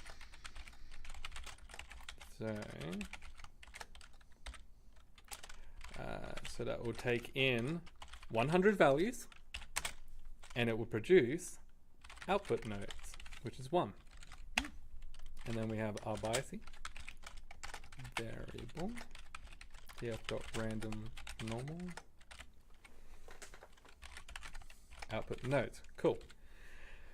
So what this is going to do is create a matrix for the weights leading from the hidden nodes to the output node, and then you add one bias to the end as well. You probably don't need the bias there, but just for the sake of completeness, we'll put it there. It doesn't really make much of a difference, to be honest.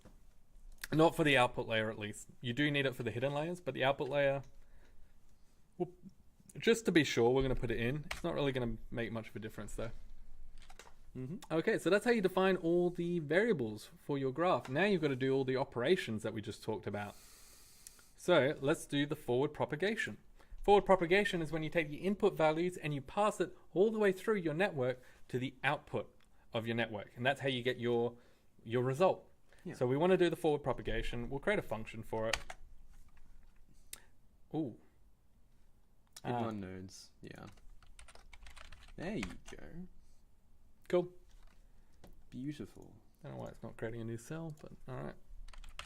So let's define our forward propagation.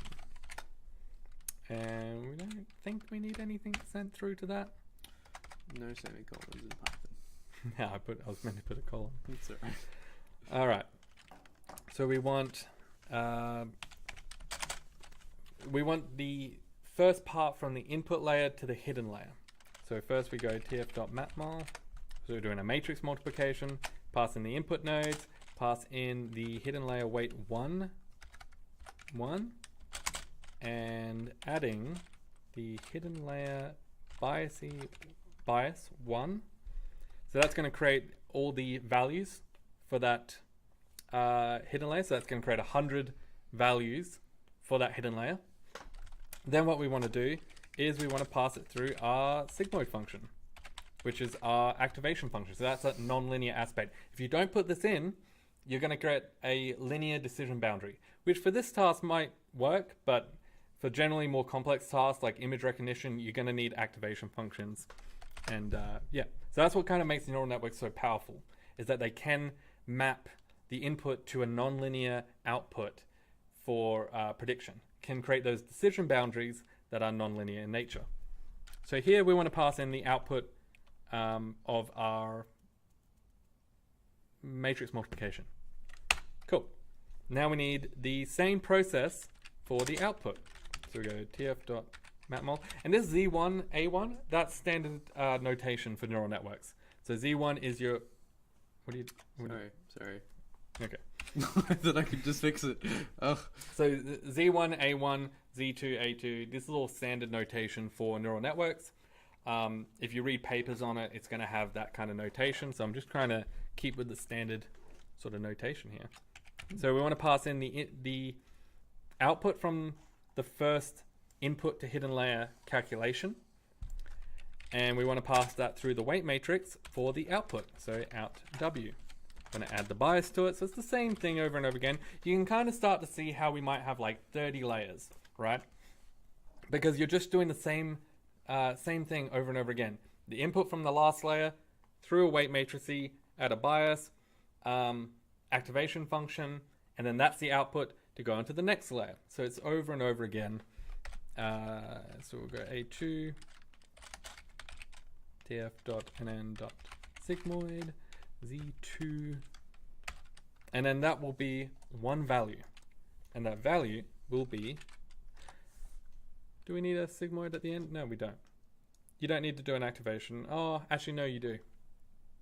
Yeah, okay, never mind. Ignore me. You do need a sigmoid at the end. For this problem. For classification, you don't. But this is a regression problem. So, okay. Cool. Okay. Now let's define our backward propagation. One thing we will pass, well actually just to be sure, we're going to pass in our input values initially. Just because that's standard convention there. You don't necessarily need to because we've defined it up here, but it's just nicer. So let's do our backward propagation. Now, this is really easy to implement, really hard to sort of explain why it works, right? So I'm going to give it my best shot, and I hopefully won't lose you guys. All right, let's go to my workshop, and we are going to talk about optimizing a function. Right. So let's say we have an error value for our neural network. This error value tells us how wrong our network was. So it goes through the network, predicts what the output is, makes its best prediction possible, and then, or the best prediction it can do, not possible, and then you compare that against what you expected, and then from that you can create some value that will tell you how wrong your network is. This is called your cost function or your error function, and it's just, if it's 0, that means your network is spot on. It made the prediction, it's completely right. The higher that value is, the more incorrect your network is. So what you want to do is you want to minimize that. You want to minimize that error value as much as possible. So if your error value was the y-axis here, and let's say one of the weights, let's just take a weight from your network, and your weight was on the x-axis. There is some change in that weight, so some value that weight could be that would best optimize or best reduce your error function. So your graph might look like this. If you change your weight value on the x-axis, you'll get different error values for your output. So you want to find this bottom point of your graph. This is called your global maxima. Global minima. Global minima. We're not going up, we're going down. It's your global minima. So you want to find the lowest point of your function. And to do that, you have to do some calculus. I'm choking on myself. It's alright, Matt. So to do that, you have to do some calculus. And to calculate the direction you should be going, you need to get the slope of the graph at any one point. So if you're standing up here on your graph, you want to see which way is that graph leaning. Is that leaning downwards, or is that leaning right, or is that leaning left? And that will give you an indication about which way you need to move the weight. To do that, you need to calculate the derivative of your function the derivative of your weight the derivative of the error function with respect to your weight, and that'll sort of give you the tangent line of your function. And tangent line is just a straight line that meets your function. And so if we really need like a paint thing so we can draw on this. We can get paint. We can get Look, give me. Yeah. All right. Oh, we have a whiteboard. Oh. Can I see this? Let's draw it out. Maybe. I still think paint's better. Just use MS Paint. Okay. It's gonna take too long. Let's use paint. Leave my precious drawing alone. Well, it's not really my drawing. But... All right. Welcome to art school. Glad you said that arts degree wasn't wasted. You can do cabs. And then we'll just say C for cost. Cost against weight. I'll make this bigger. Let's make this like 20. Yay! No. Once it's in, it can't go back. Beautiful. This is fun. All of our quality stream equipment is now worth nothing because we're in paint. Oh, No. messed that Try again. Is this how you drew the original ones? I didn't draw the other ones. I stole those. Beautiful. I kind of wanted to be more curvy than that. That's alright. That's not very... I got an idea. Yeah. Yeah. That's even more bootleg. I love it. Yeah, we're going to make the outline thicker. Yeah, we just get an outline. Outline's great. Oh, gotta get a brush size. Brush. Yeah, get the big one. No, gotta get the big one. How do you? I don't know. Someone give me a tutorial on paint. Oh, okay. Don't forget to update the stream tag of the creative and art. Yeah, definitely, man. Okay. Oh, it's like watercolors. Yes. Oh no, it ran out. I run out of paint. Gotta re-dip your brush in the ink. That's hilarious. Okay. We made it. I love it. All right. Let's streams always break into this. Like they start off so great, and then yeah, we're just getting. It's all right. It's fine. It's all good. Well, this is the fun part. Okay, Yeah. so let's say we're here, Okay. right? Our weight value is Somewhere down our weight value is there, and we want to find which way is the slope leaning. It's probably not the technical term for it, but which way is the slope going? So we need to calculate the tangent line of that slope, which is the line that just touches your function. And if you know that line, you know which way to step. You know that you should be going in that direction because it's on a slope. alternatively, if you are on this side, so that's you over there, your slope's going to be like that. So we know we have to move the weight that way. How do you calculate that tangent line? Well, you talk to Isaac Newton, and he will tell you how to calculate a derivative. You talk to Isaac Newton. You talk to Isaac Newton. Yes. So you calculate Yeah, the so derivative of the you've got to calculate. So an intuitive way of thinking of the derivative is if you have a linear line, that's close enough, linear line. If you want to calculate the slope of a linear line, you take 2 points, doesn't really matter where, and you do some Pythagoras theorem here, and it's just rise over run. So the rise here, so your y, over your run. Mm-hmm. And so it's y divided by x. That's how you calculate the slope of a linear graph. But we don't have a linear graph, so we've got to calculate a tangent line. So this is a secant line. We want to calculate a tangent line. So a tangent line can be thought of as picking 2 points very close together, so like right next to each other, and then calculating the line between those that intersects those 2 points. But that's not really an ideal way of calculating it because it's kind of clunky, and you got to choose what size that distance is between the 2 points, and if it's too big, it's not going to be accurate. It's also very computationally intensive. So using calculus, you can actually calculate this tangent line in a little bit more of a clever way.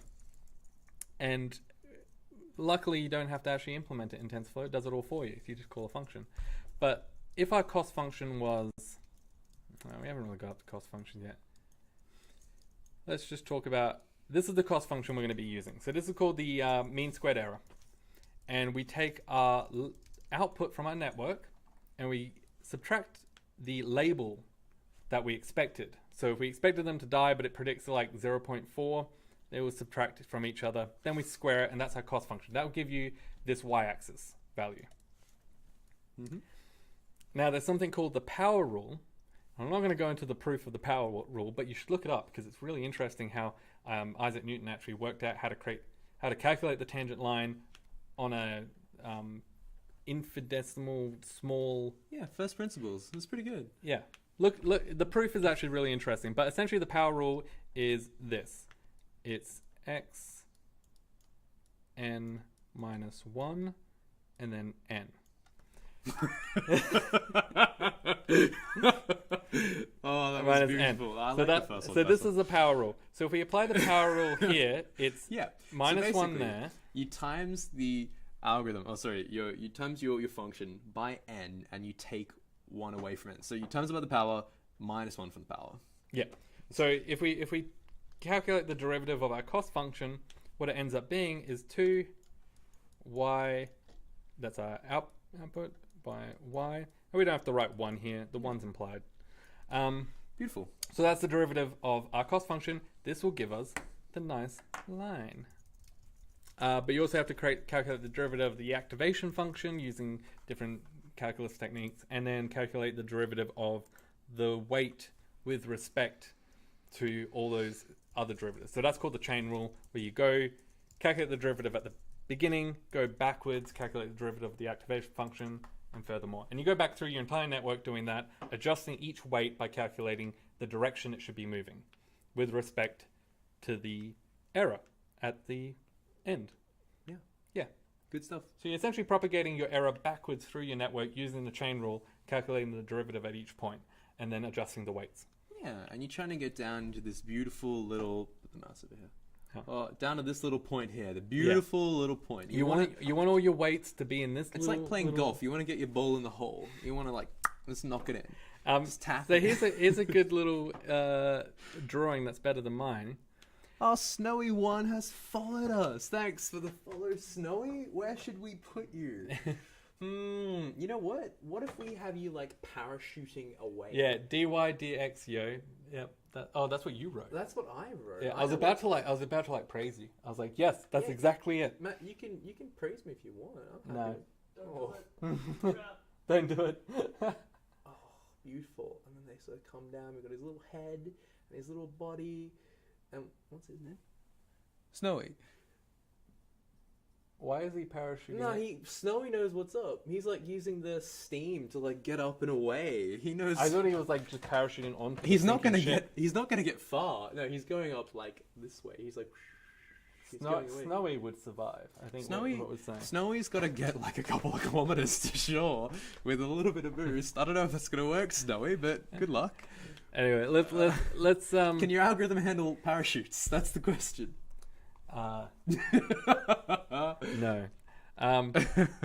So, let's talk about the learning rate. So, we've talked about which direction we have to move by calculating the derivative. Mm-hmm. Now we've got to say, well, how much do we want to move in that direction? If we move too fast, we end up bouncing around everywhere because we're going to go too far along the function. We're adjusting our weight too much. Right. If we're too small, it's going to take too long to actually optimize it. So, you're going to have to do more iterations over your... and you might get stuck in what's called a local optima. Local optima might be... Oh, local minima. I don't know what's going on with me today. Local minima. And that's like if you have like a little curve in your graph that's not the bottom, but it's kind of like a little bit of a ditch, you might get stuck in there. So you need a faster learning rate to get out of those little ditches, but not too fast that you end up bouncing around your function. Good point. So how do you choose your learning rate? Trial and error. That's an art in itself. Yeah. A lot of machine learning is like, I used this one and it worked. It's empirical. So, Yeah. you know. It's largely, it's a hyperparameter that you actually have to tune, and it's largely trial and error. And what you can do is you usually train like 4 or 5 models, compare them and see what worked, what didn't, and keep going like that. But the beauty of it doing that way is that you have job security because nobody knows why your algorithm works. You don't even know why your algorithm works. It just works, and you're the only one who can do it. So you're like, haha, pay me all the money. So that all sounds really complicated, but it's actually really easy to implement. Yeah, luckily TensorFlow is like, you know what, let's just do all the math for you. And you're just like, thank you. So this reduced mean here is, and now in the workshop I use sigmoid cross entropy, but we're actually going to be using mean squared error TensorFlow. Forgot what the function. Oh, it's just tf.losses at mean squared error. That's cool. We'll see if it works. If it doesn't, we'll just go back to the other one. tf.losses mean squared error. So that just to keep with what I actually drew up in Paint, we're using a mean squared error to calculate, which is just your output minus your label squared. That's all that is. And I should probably work out what I passed through to that function there. So you pass in labels, yeah, so you pass in predictions and labels.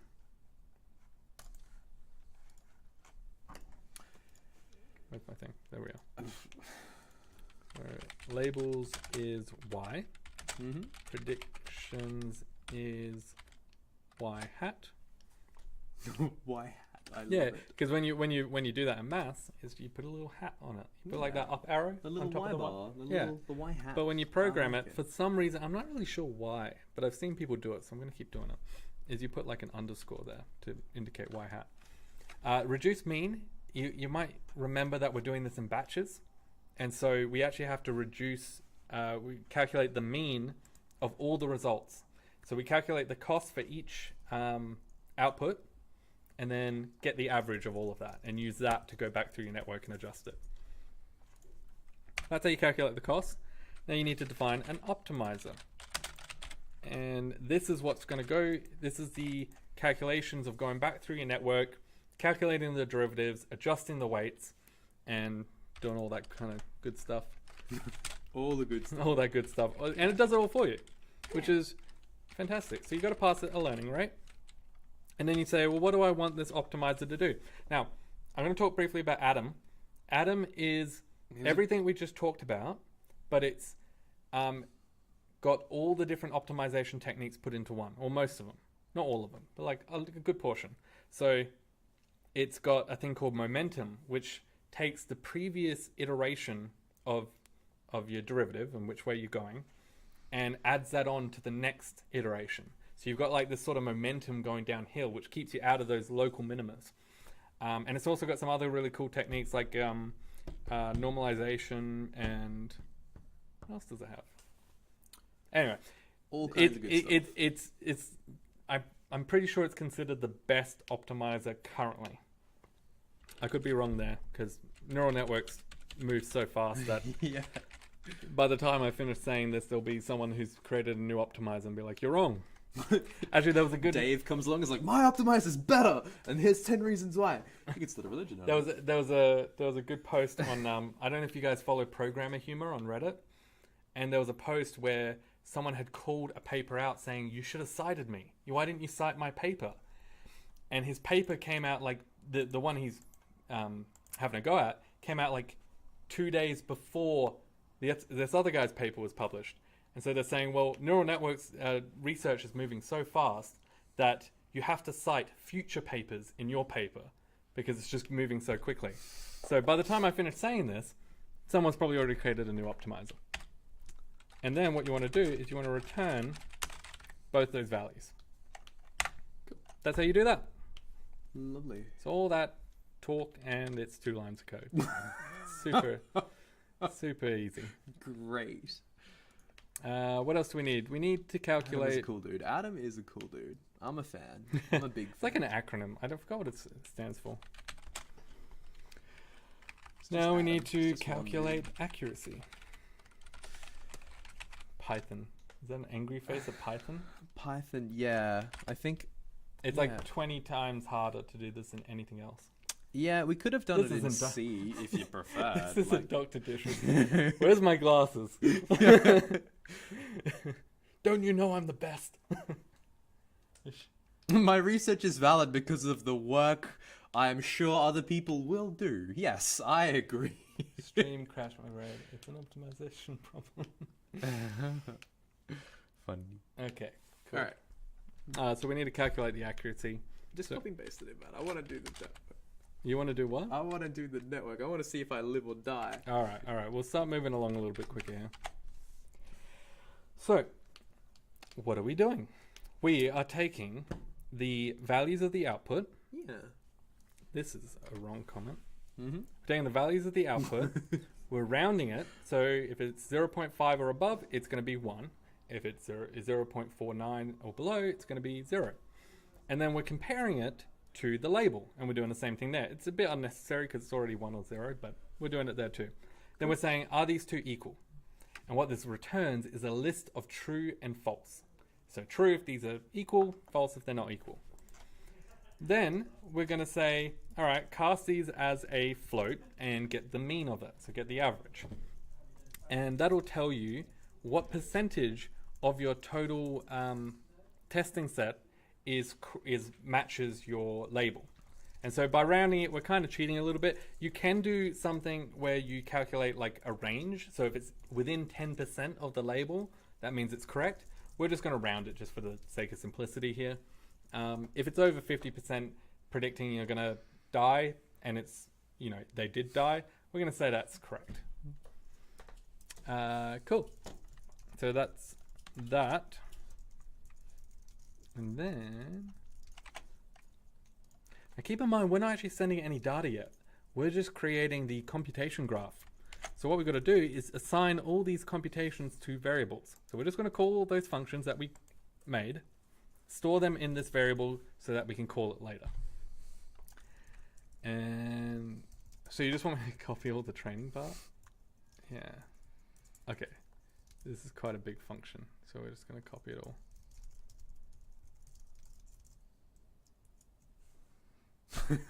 Apparently Adam's just the guy stuck in the machine. That's what machine learning is. I love it.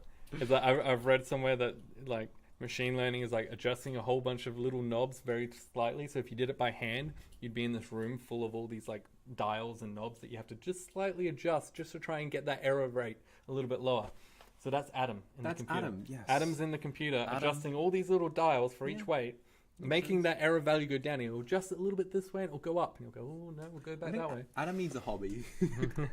Adam's a cool guy. He can do whatever he wants. He can Oh, do we it. failed. Oh, that's right. We got to pass in capital X. Mm-hmm. Oh, we failed. Take 0 positional arguments, but 1 was given. I don't think you gave forward propagation. I didn't think I ran it again. Yeah, you got to run it twice. Well, you don't have to run it twice. I just changed it. There we go. Cool. Being in a huge room full of knobs sounds like a regular computer science. Anyway. Yes, I completely agree. Wow. Your president just started bursting out laughing. That's Thanks, brilliant. man. That's going on the wall. We've got a quote wall that's going up. Yeah. After All the right. stream. All right. Let's talk about what we're doing here. Okay. So we're starting our session now. We've created our computation graph. It's time we run it. Mm-hmm. We're not deleting it all. So first we have to initialize all the Good variables. first step. Yes. So when we said that the weight matrix was going to be a matrix of random values, it didn't actually create those random values at that time. It's creating an operation saying when this is run or when this is initialized, create all those variables. So that's what we're doing here. We're initializing all of our variables. We're storing the cost at each epoch. So every time we run through the data set, we're storing what was the total cost of that entire epoch. We're also calculating the accuracy of each epoch to see if it's improving or not. Cool. Mm-hmm. So we go through the first epoch, and we're going to do it in batches, which is great. We should be doing it in batches. Mm-hmm. So we're saying loop over. Did we define batch size? Yeah, we did. So we're going to have our batch size be 10. Feels a bit low. Oh no, we only got 700 values. So we're going to go through our data in batches of 10. And you can see here, this is us just getting that chunk, that batch size from our training data and storing it in a batch a variable. Mm-hmm. We are also, just to be sure, going to reshape it. Now, this is not 100% necessary, but I think it's a good practice to actually be 100% sure that what you're doing is in the right shape. So essentially, we're saying this should be our batch size. Well, this should be the total batch by input nodes, which is 53. Now, if that's wrong, we're going to get an error. So we're going to know, okay, well, we can't reshape it into that size. Like I said, a bit unnecessary, but I like to be 100% sure. Error checking. Error checking. Technically, I mean, that's not hugely great error checking. We should actually be going like batch. It doesn't matter. It's fine. Yeah. It's fine because it's gonna be like, yep, this is correct no matter what. But anyway. Mm-hmm. And then we're going to want to run our session, and we're going to want to run our optimizer, which is going to go back through and update all the weights. Mm-hmm. And we also want to get our cost value because we want to see what we actually got. Now we feed in, so this has got to be a capital X. I'm glad I noticed that. Got to be a capital X. So into our placeholder, you notice up here we defined our placeholders. Somewhere? No, they. Yep. So we got to pass a value to that. So that's been used in all these calculations, but we haven't got anything in it yet. So we need to pass in our batch. Mm-hmm. And then our labels, same situation. We want to pass in all our labels as well. And something to note here, you'll notice we're not running each of these parts individually. What we're running is just the optimizer. Now the optimizer relies on having your output from forward propagation. Your output from forward propagation relies on all the matrix math before it. So because we created a graph, it knows to go back through that graph and run all the dependencies to produce the values needed to run the optimizer. So this is actually doing all the forward propagation, everything, doing the optimizer, and yeah, so that's the great thing about graphs. You just go back through the graph and make sure everything's running properly, or everything that is needed to run is run. Cool, so that will optimize our weights. Then we're going to add our cost to our epoch cost, so adding that to the sum of all of our output cost values. So this will tell us over an entire epoch how good was our network. Yeah, and then what we want to do is, I've got this if statement here, I'm going to get rid of that. So now we want to test the accuracy. So once again, we're not going to run the accuracy in batches. People asking questions. No, I'm like, someone else subscribe. I need something to do. It's fine. Yes. So we're going to just making sure everything's correct here. Mm-hmm. Yeah. So into our placeholder x value, we're going to pass in all of our training data, and we're also going to pass in all of our training labels. And that'll give us our training accuracy, but not our test accuracy. So we should probably test our test accuracy. Yeah, let's do that. What are you writing? He's flipping everyone the finger. He survives. Because he's up here with the penguin. Who was that? That was Daniel. Thanks, Dan. Thank you, Dan. Beautiful. Dan's gonna live. Did you add any drop-off rate here, or is that not a thing No. for neural networks? Oh, it definitely is a thing. So you're talking about, are you talking about dropout? Did you Drop-off rate. drop off rate? See, that could mean a few things. So are you meaning the learning rate drops down over time, which is definitely something you can do for more complex problems. Keep in mind we're doing very simple. This is child's play. But you could have the learning rate drop down to lower values over time. The other thing you could do is a thing called dropout, which you also might have meant, which means as you're going through the network, you're switching off nodes. And so when you do backpropagation, you're not considering certain nodes. And the reason you do that is so that your network doesn't fully depend on one input or one node too much. So what it's saying is by going through and randomly turning off nodes, it can't rely on one node too much. And so it's not going to have a weight of like 32 while the rest is 0.3, because that means it's putting too much reliance on that one node, but it can't do that because you might randomly turn it off and then it's screwed. So that's a technique called regularization. There's also another technique where your gradients, so the gradient is that slope we were talking about, the derivative, the calculation of that slope. If that gets too high, you can clip it so it doesn't explode to such a high value. If your gradients are too big, your network will shift too much and you'll have this really volatile network. Another way is you have weight decay, which is called L2 normalization. There's also L1. And that reduces the over each iteration, it makes your weight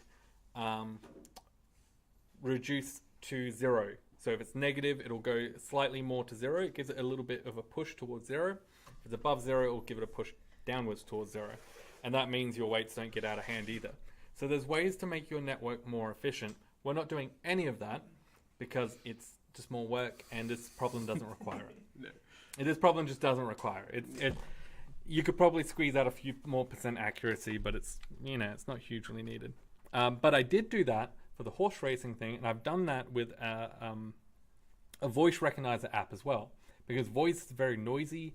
The values kind of go all over the place, and so I did actually include dropout, batch normalization, L2 normalization, all that kind of stuff. More advanced techniques. Don't worry about it. Unless just get the basics down. Worry about everything else later. I would say first go for CNNs and ONNs before you go for that stuff. Yeah, well, you use that kind of stuff when you learn about CNNs. Oh, okay. So as you're learning CNNs, you kind of need to know that. So you learn it as you go. Beautiful. So it's not necessarily for simple examples. Where would you add it in the code if you do need it? Okay, so let's talk about... do you mean dropout? Drop off or drop out, the thing about turning nodes off ramp. Okay, cool. So TensorFlow dropout. Okay. Don't remember exactly how to do it off the top of my head, but I remember the general gist. Okay. Something like this. So you've got a function here, and you've got to pass in... Okay, now I remember. So x is... So the key probability is what percentage of nodes you want switched off. And then you've also got to pass it a tensor, which can be your weights, right? So you pass it your weights into that function. So it'd be like something like, and then you pass it like, pretty sure you pass it this. So yeah, so if you're performing dropout, you would say, where's our forward pass? So we're passing in hidden layer weight matrice 1. You would send it through to dropout, and it would output. Does it output something? It should do. What does it return? So it returns a tensor with the variables made 0. So the Nodes that are switched off will become 0. I shouldn't say nodes. I should say the weights that it's turning off. It's not turning off the node, it's turning off the weights. So you would have weight, hidden layer, weight 1, dropout, equal that. And then you would pass that into your forward propagation. I'm not going to run this because I don't know if that should work. Actually, let's leave it in. Yeah. Yeah. Well, we'll see if it breaks everything. Yeah, we'll Probably see. will, but we'll see. I'm pretty sure that's how you do it. Other techniques you would do for the backward propagation part, so you would actually pass in all the gradient variables that TensorFlow has stored in the back end, and you would pass it all of these variables and say perform batch normalization on all these gradients, or perform L2 normalization on all of these gradients, and it would actually do that, perform that. What's the worst that can happen? How It hard could could all it be? break, and then I feel like an idiot because I'm just like talking like I know this stuff, and it's like I've done this maybe 4 times with Dropout, and you kind of just implement it, and you never touch it again. So remembering how it works off the top of your head, usually you fail once or twice, and then you get it. You get it the 3rd time, always. What if you don't though? Yeah. Then you just Then Wow. then you time for a new career. for a new career. It's like no pressure, but you've only got 3 chances. Okay. Funny. All right. So we want to print out the training accuracy there. Let's also print out the testing accuracy.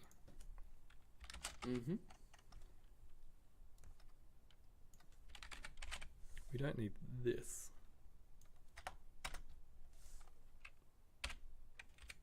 Cool. There you go. Oh, and change. Yeah. Is that what I called them? Test. Yep. Yes. Cool. Have you added Jack and Rose to the wreckage? Yes, actually we have, and we will be doing that in a moment. It's actually in the workbook. I'm not even kidding. Sweet. All right, let's get this going. I want to see the graphs. I want to see See some. the graph. wanna know what I'm just making sure everything's correct because I did copy and paste this. Fair enough. Oh, that's not going to print out the graph. But we'll print out the. Oh, wait. Input accuracy is not defined. Where did we define it? Oh, here. So why is it printing out? We'll just. Oh, okay. I see. So we want to define another list. Oh, it wants you. I'll deal with that. You keep talking. Ooh, right. Okay. Train accuracy per epoch, and then we also want test accuracy per epoch. Just me now. One man show.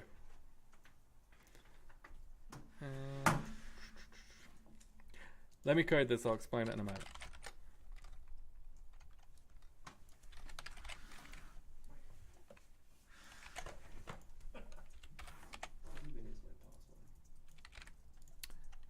Okay. So what we're doing is we're just storing the accuracy at each epoch into a list, and then we'll be able to graph that list later on. So, except it's. Hang on. Oh, I see what's happening. Okay. We want to do. No, I know what's going on. Oops, a daisy. We moved that back because we're saying for each batch. Yeah, we don't want it for each batch. It's a Python thing with the indenting. Indents are important. All right. It's like, if only we had this perfectly good scoping mechanism called a curly boy. No. Curly boy. Get rid of the curly boys. Let's just tab everything. Yeah, there we go. All right. Is that actually... we'd probably want to train it for longer because it looks like it was still going down. Yeah, it was getting good, and then we cut it off. Let's just get into the good part. It was just getting... Go back to 500. 500's good. 100, yeah. Oh, yeah, 500, yeah. Let's just do 100. Oh, you might have to run everything. I killed something. You might have to go back and, like, run it all from that point or something. Didn't think you would have to. But let's go run. Oh, we didn't even have dropout, so now we have dropout. So this will be interesting. We're going to get another error. Are we really? For sure. No way that works in the first go. Yeah, dropout is missing. Oh, keep probability. Yeah, we want to say how much we're going to keep. and we're gonna say like 50% dropout. Better. Oh, you know what? With the dropout, we actually want to turn this off when we run it on live data, when we run it on the testing data. So you would actually have another placeholder to store the keep probability of that dropout. So I'm not going to implement that because that's too much effort. We're just gonna remove that. If you really want me to implement it, I will. I really don't want to, because what you do, and I'll go through it real quick, is you would have another placeholder called keep prob, and you'd make that a placeholder, and you'd send that what your keep probability is, and then you would pass that to your forward propagation, and then you would perform dropout with that keep probability. The reason you do this is you don't want to be switching off nodes when you're running this network on test data, because you want to see how good it could possibly be. This is for training. So you would actually send it through, when you're testing it, you would send a keep probability of 0. When you're training it, would send it whatever you want to keep probability. So I'm not going to do that. It's just, we'll be here like another 20 minutes. I just don't want to do it. It's alright. We could if you want. Let's try that. Is that, oh yes. Oh, look at it go. Oh, look at it get accurate. It kind of caps at a certain part, doesn't it? Oh, it got up to like 89%. It says 89% accuracy, 79% on the testing set. This is what you would generally quote someone. Be like, 79% accuracy on the testing set. Somebody asked before in chat, and it's really relevant now. Mm-hmm. Why do you separate your training accuracy, your training set from your testing set? Good question. Mm-hmm. The reason you do that is because there's this thing called overfitting. And it's when you're training it on your training set, it's getting really good at seeing that data. So you're showing it data it's seen multiple times before, it's optimizing for that data, and it's just getting really good at it. Now your testing set is what the real world will be like. It's data it hasn't seen before. It's never seen, it hasn't trained on it, hasn't done anything. So what you're testing is how good, how general is your neural network? Can it be applied to new data, or is it just really good at the training set? So it's an important metric, and even the training accuracy, you want to print just for the, because there is certain techniques where you would see that there's variance in between your training and testing. So here actually there's a high variance, right? Mm-hmm. So we've got a high training accuracy and a little bit lower testing accuracy. So you would actually say, okay, I need to more generalize my training data because clearly it's overfitting too much to the training set. Now 79% accuracy is still pretty good, but it's not as good as, these values should be a little bit closer. And there's more techniques like dropout, for instance, batch normalization, normalizing your data as well, that will bring those accuracy values closer together. May lower your training accuracy, but raise your testing accuracy, and it's your testing accuracy that you really care about. That's got to be good. So yeah, this is what you'd quote your boss or your research professor or whatever. So is this just based on the assumption that your training set isn't necessarily representative of all relevant sets? No, not necessarily. So it's kind of because like, if the training set was a perfect representation, then overfit wouldn't be an issue. Well, the thing is, the idea of a perfect representation of the real world is impossible because there's 53 columns, right? And each of those can have various different values in it. So if you work out what the possible scope of values is, it's, huge. You'd have to have a training set of, tens of billions of examples to have a perfect representation. Even that might not be a perfect representation. What your neural network should be doing is generalizing.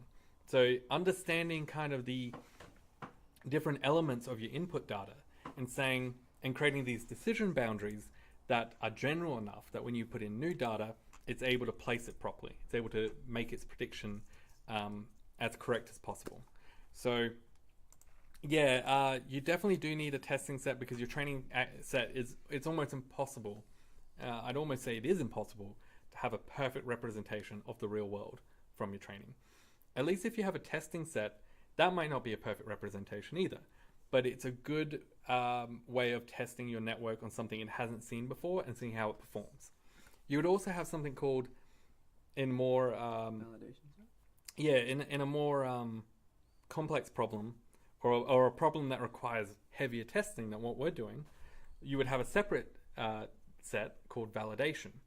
So you might run 20 different neural network models and then try and get it as good at the test set as possible.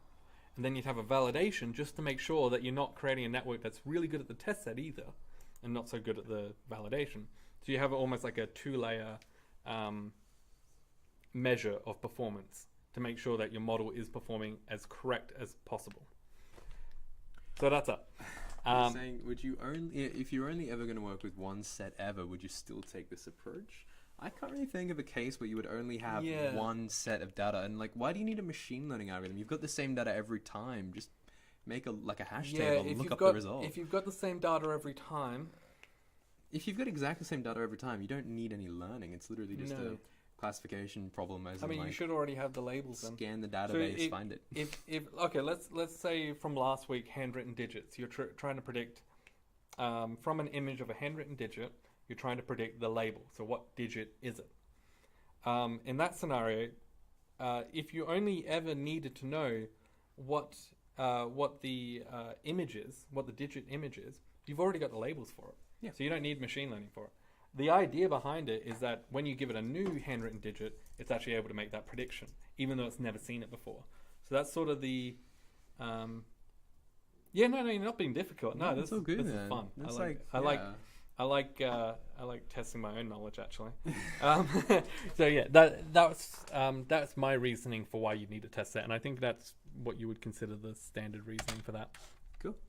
Cool. Let's graph this. Let's do it, man. Let's hit it up. Wait. I'm just copy and pasting. Don't you want from Titanic, not from Mist? No, because we don't actually do it for Titanic. I don't think we do. Do we? Yeah, I do. Okay. You totally do. Okay. So we're just I'm just copy and pasting now. I was copy and pasting before, but now I'm definitely copy and pasting. This is train. I probably want to, we want to show it at each stage. And then we want to test. So over time, let's see how our network did. Please work. Cool. That's actually really interesting one. Yeah, that's actually really interesting. McCaidens. Oh.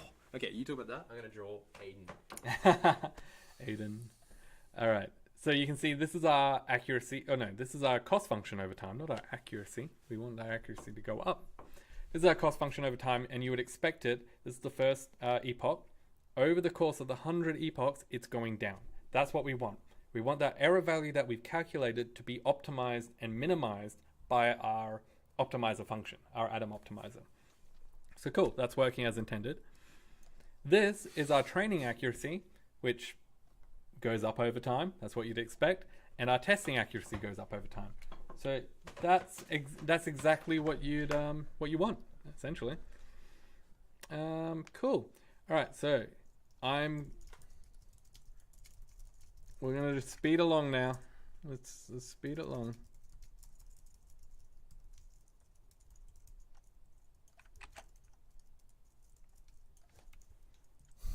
Okay. Practical question. Once you've trained your data and have run the testing, how do you add new samples for it to train further on? Can you train it on one at a time, or is it better to continue to batch it and train it? You can train it one at a time, but it's probably better to batch it. And the reason being is the batching, even it does actually have effect on the way it changes the weights. So the batching kind of sums or averages all of the inputs together, or all the outputs together, and uses that to optimize. And the reason that makes an effect, I remember the reason now. There is a reason for it. Oh yeah, because it's a more controlled descent down the graph that we defined like before, the function graph. So if you just have one value at a time, if one value is like an outlier, for instance, then it's going to move slightly in the wrong direction. So by batching it, you're controlling the way it goes downhill, that function. That's why. But yeah, it's something called active learning, and you can have it for, let's say, you can do that. You can have one input at a time, and some companies do that, but I would recommend batching it like just accumulating all the data over time and then batch processing it. So I'm not going to explain this stuff because this is actually kind of a bit hacky because of the way we've set things up. But we can, X is not defined. Oh, you have to make it capital X. Yeah, where have I put it though? Ah, yeah. Oh, we will go over this a bit actually, because I just sort of briefly read it. Cool. Jack has a 34.12% chance of survival, and Rose has an 85.46% chance. So there was a 34% chance of What? Rose actually shifting over and letting Jack on the door. But to show what we're doing here, we are running the... What are we doing here?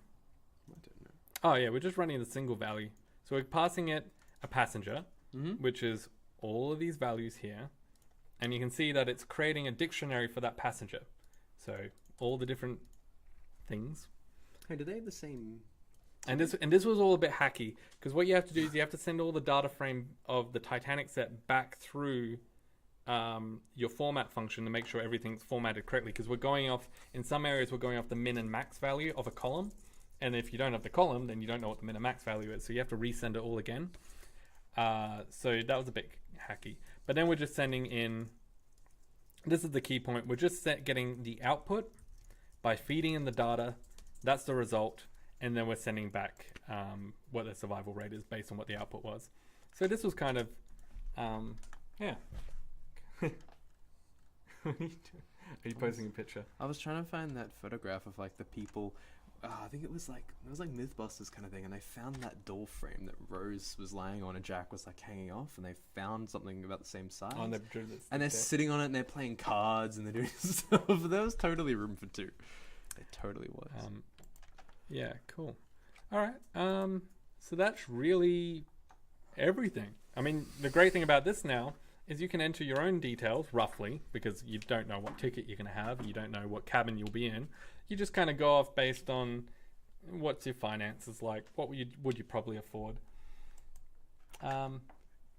Yes, that's it. He found it. Yeah, there we go. There we go. Yeah, that's so there's a cards. 34% chance of Rhodes actually like moving over. If only, you know. Yeah. What is Okay. it? So if you have any questions, put it in the chat and we'll sit around and answer Aiden says questions. to do him. Put Yeah. Aiden in. Well, okay. You've got all your details here. He put it in the chat. Here you go. See if you can put all these values. Hang So on, if people want to be predicted, Okay, hang on. Tell me I'm what gonna put you- it in the chat. Yeah. Oh, I'm going to be right back. You going to the bathroom? Yeah. Guess I'm holding this stream down by Yeah. myself. Okay, so you can see here how you would put their values in. You just put it in to set up passenger, then predict passenger outcome. Yeah. Yeah. That's Hey, Holmes, can you? Oh, no, never mind. Yeah, someone else can take it. All right. Ooh, actually, I could probably use the good microphone. Maybe. No, you know, I like my pink one better. But I think they decided that if you stuff something or other underneath the jacks, it'd work out. Well, you know, I mean, they probably didn't have time. I can't pick which microphone I want to use. I'll use this one. They probably just didn't have time to think of that. They were a bit cold. Maybe hungry. I don't think well when I'm hungry. Alright, so who wants to go in the network? Who wants to test if they... How about I do myself? What's the first one? P class. What class of ticket would I buy? I'm cheap, so I'm going to go with 3. Why not?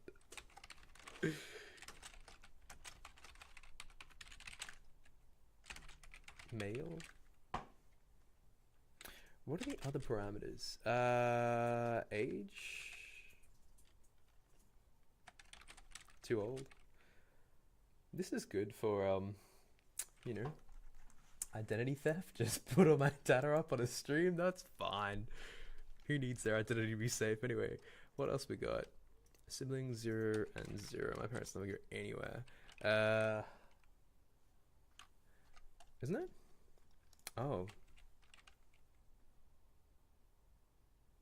Right. Good catch. Bourgeois.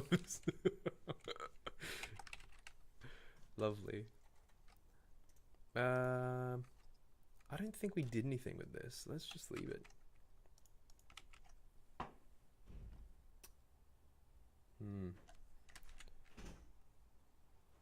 Am I missing something?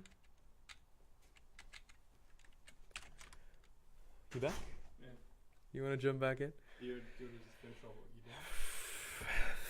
Fair, I think. What would I pay for a fair? What if I was like 30? We'll say the same class as him.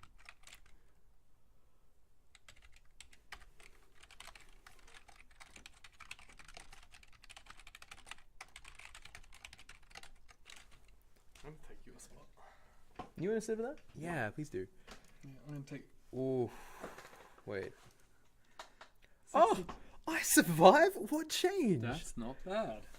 That's the same? What did I... I'm a bit older. I'm a bit smarter. Is it this? What did you is change? this? What? The third last... Well, you went from a $7.50 ticket to a $30 ticket. Right, what if I said like I think that's what that means. I think the fare is like in dollars, a maybe. $15 ticket? Oh, okay. Where's the So- cutoff point? Ooh. So- Who lives and who dies? Nope. Capitalism is important for your survival. Okay, basically, I would have been like, whose ticket was over $25? You guys get in the water. Like, Keep- you're but dead keep in anyway. mind that output is a combination of the other values too. So if you're in a better cabin Yeah. with like less money, that might be different. That's what's great about neural networks. Money talks. Money talks, Yeah, Kappa. oh yeah. Yes, Yeah. comrade. Yes. Oh, here, Aiden. I think Aiden put his stuff Aiden put his stuff in. question mark. Parch. Parch is like, what is Parch again? Like how many parents you have. think. Yeah, it's how many parents you have. Congratulations, Matthew. You didn't die. I feel like that's congratulations. Survival is an added class, not included in the actual fair. Yes, I agree. Survival is extra. Put like captain or something. Captain Matt. Let's do Aiden. Let's make him a captain. Captain? Cap. Is it Captain? Captain? Check. No, don't worry about it. Aiden, and we'll just leave this as like keep it anon. Oh, what if I Female. was a girl? Probably a higher chance of Oh, survival, right? do I live if I'm a girl? I totally do. Oh, just gotta be trans. What else did he put? Oh, let's get it. It's down. It's all the way down the bottom. It's right here. Yeah. I think he was like Just 21. put like two parents. Yeah, Aiden's parents went with him. You didn't put your parents in yours. They didn't come. Oh, okay. They never come on cruises. Fair enough.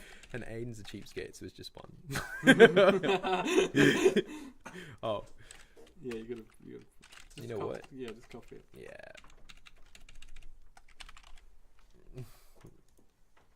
Oh, he still survives, even though he's cheap. That's because he's captain. It's Turn him 'cause to he's mister. captain. Make him a girl. No, don't make. He will survive. Oh, and if he was a girl, he lives. Wow, it's still only a 60% chance. He could have died. Cool. You're only missing a simulation to compare it. Any volunteers? They advertise the Titanic as all you can drink, but they always winked after. They always. Actually, took me a second to get that. So, what are you talking about? That's Oh, I hilarious. get it. Yeah. Mr. Aiden, female.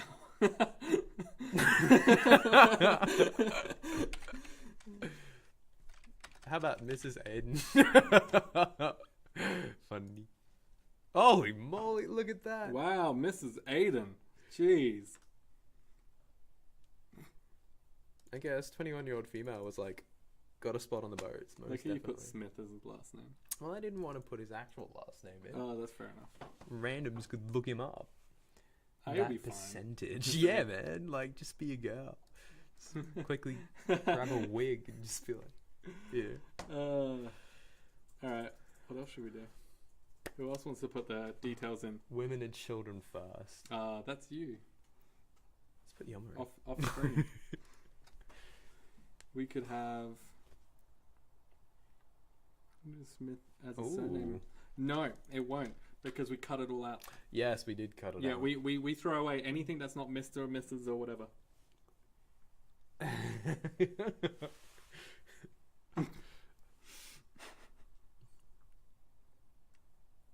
Yeah.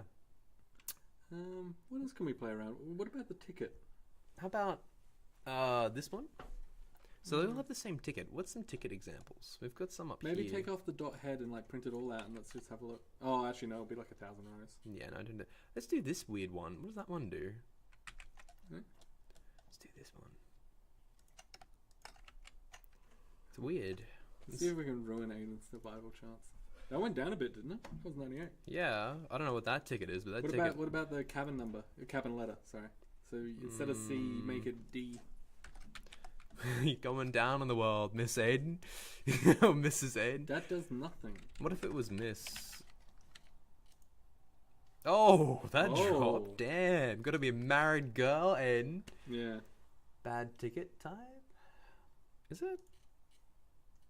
No, I copied and pasted it. Yeah, it should be fine. Is that not legit? I don't know. I think it is. Maybe with the way we formatted it. Let's give it a reasonable cost. Let's say you paid $350.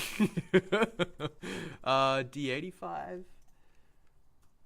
What's the lowest the survivor rate drops to for a young woman or child? I think it depends on the age. What if I was like 28? It's hard to tell. Eight? We'd have to Whoa, like. test it. okay. 28 goes down. What if I was like Did you put the price up and it went down? 5? Oh, that's age. No. Right, so the younger you are, it's Yeah. mostly based off age. So if you're young, David Tuffley. It's one of the lecturers here. He used to have a video on YouTube about how to be cool. yeah. Nothing. Never mind. I'm off on a tangent. What if I was like 26? Everything's downhill once you're 26. Yep. See, that's dead. What about 25? Oh, yeah. See, everything just turns south once you turn 26. Just like real life. Just like real life. Yeah. No. They have a rule for like women and children first. Yeah. What if you were male but you were like a kid? What if you're a 5-year-old female boat captain? Yeah. So kids were saved. Can we reach 100%? Alright, let's do it. Captain N. Female. How would a captain? You don't ask questions, Yoma. Shh. And we'll make it Because, like 100% of the captains died. Oh yeah, actually, captain would make it worse. yeah. Let's make it No, Mrs. was better. yeah, Mrs. A married five. That's a bit awkward. Just like the good old days, right? No, it goes down if she's not We'll married. put her in A class. Where? Oh, Make her like spend $10 trillion or something. didn't change. Royalty instead. There we go. Oh, What was royalty again? what was it? It was like a jack. Jen Couture. What was it called? How did You might have to scroll up for that one. Oh, I don't want to do it. Can we just Google it? It's like the weird European No, royals. just scroll up because you want to write it the right way too. So you want to down a bit. the- There. oh, Don. No. If you Don Kier. Yeah, Don let's Kier. do it.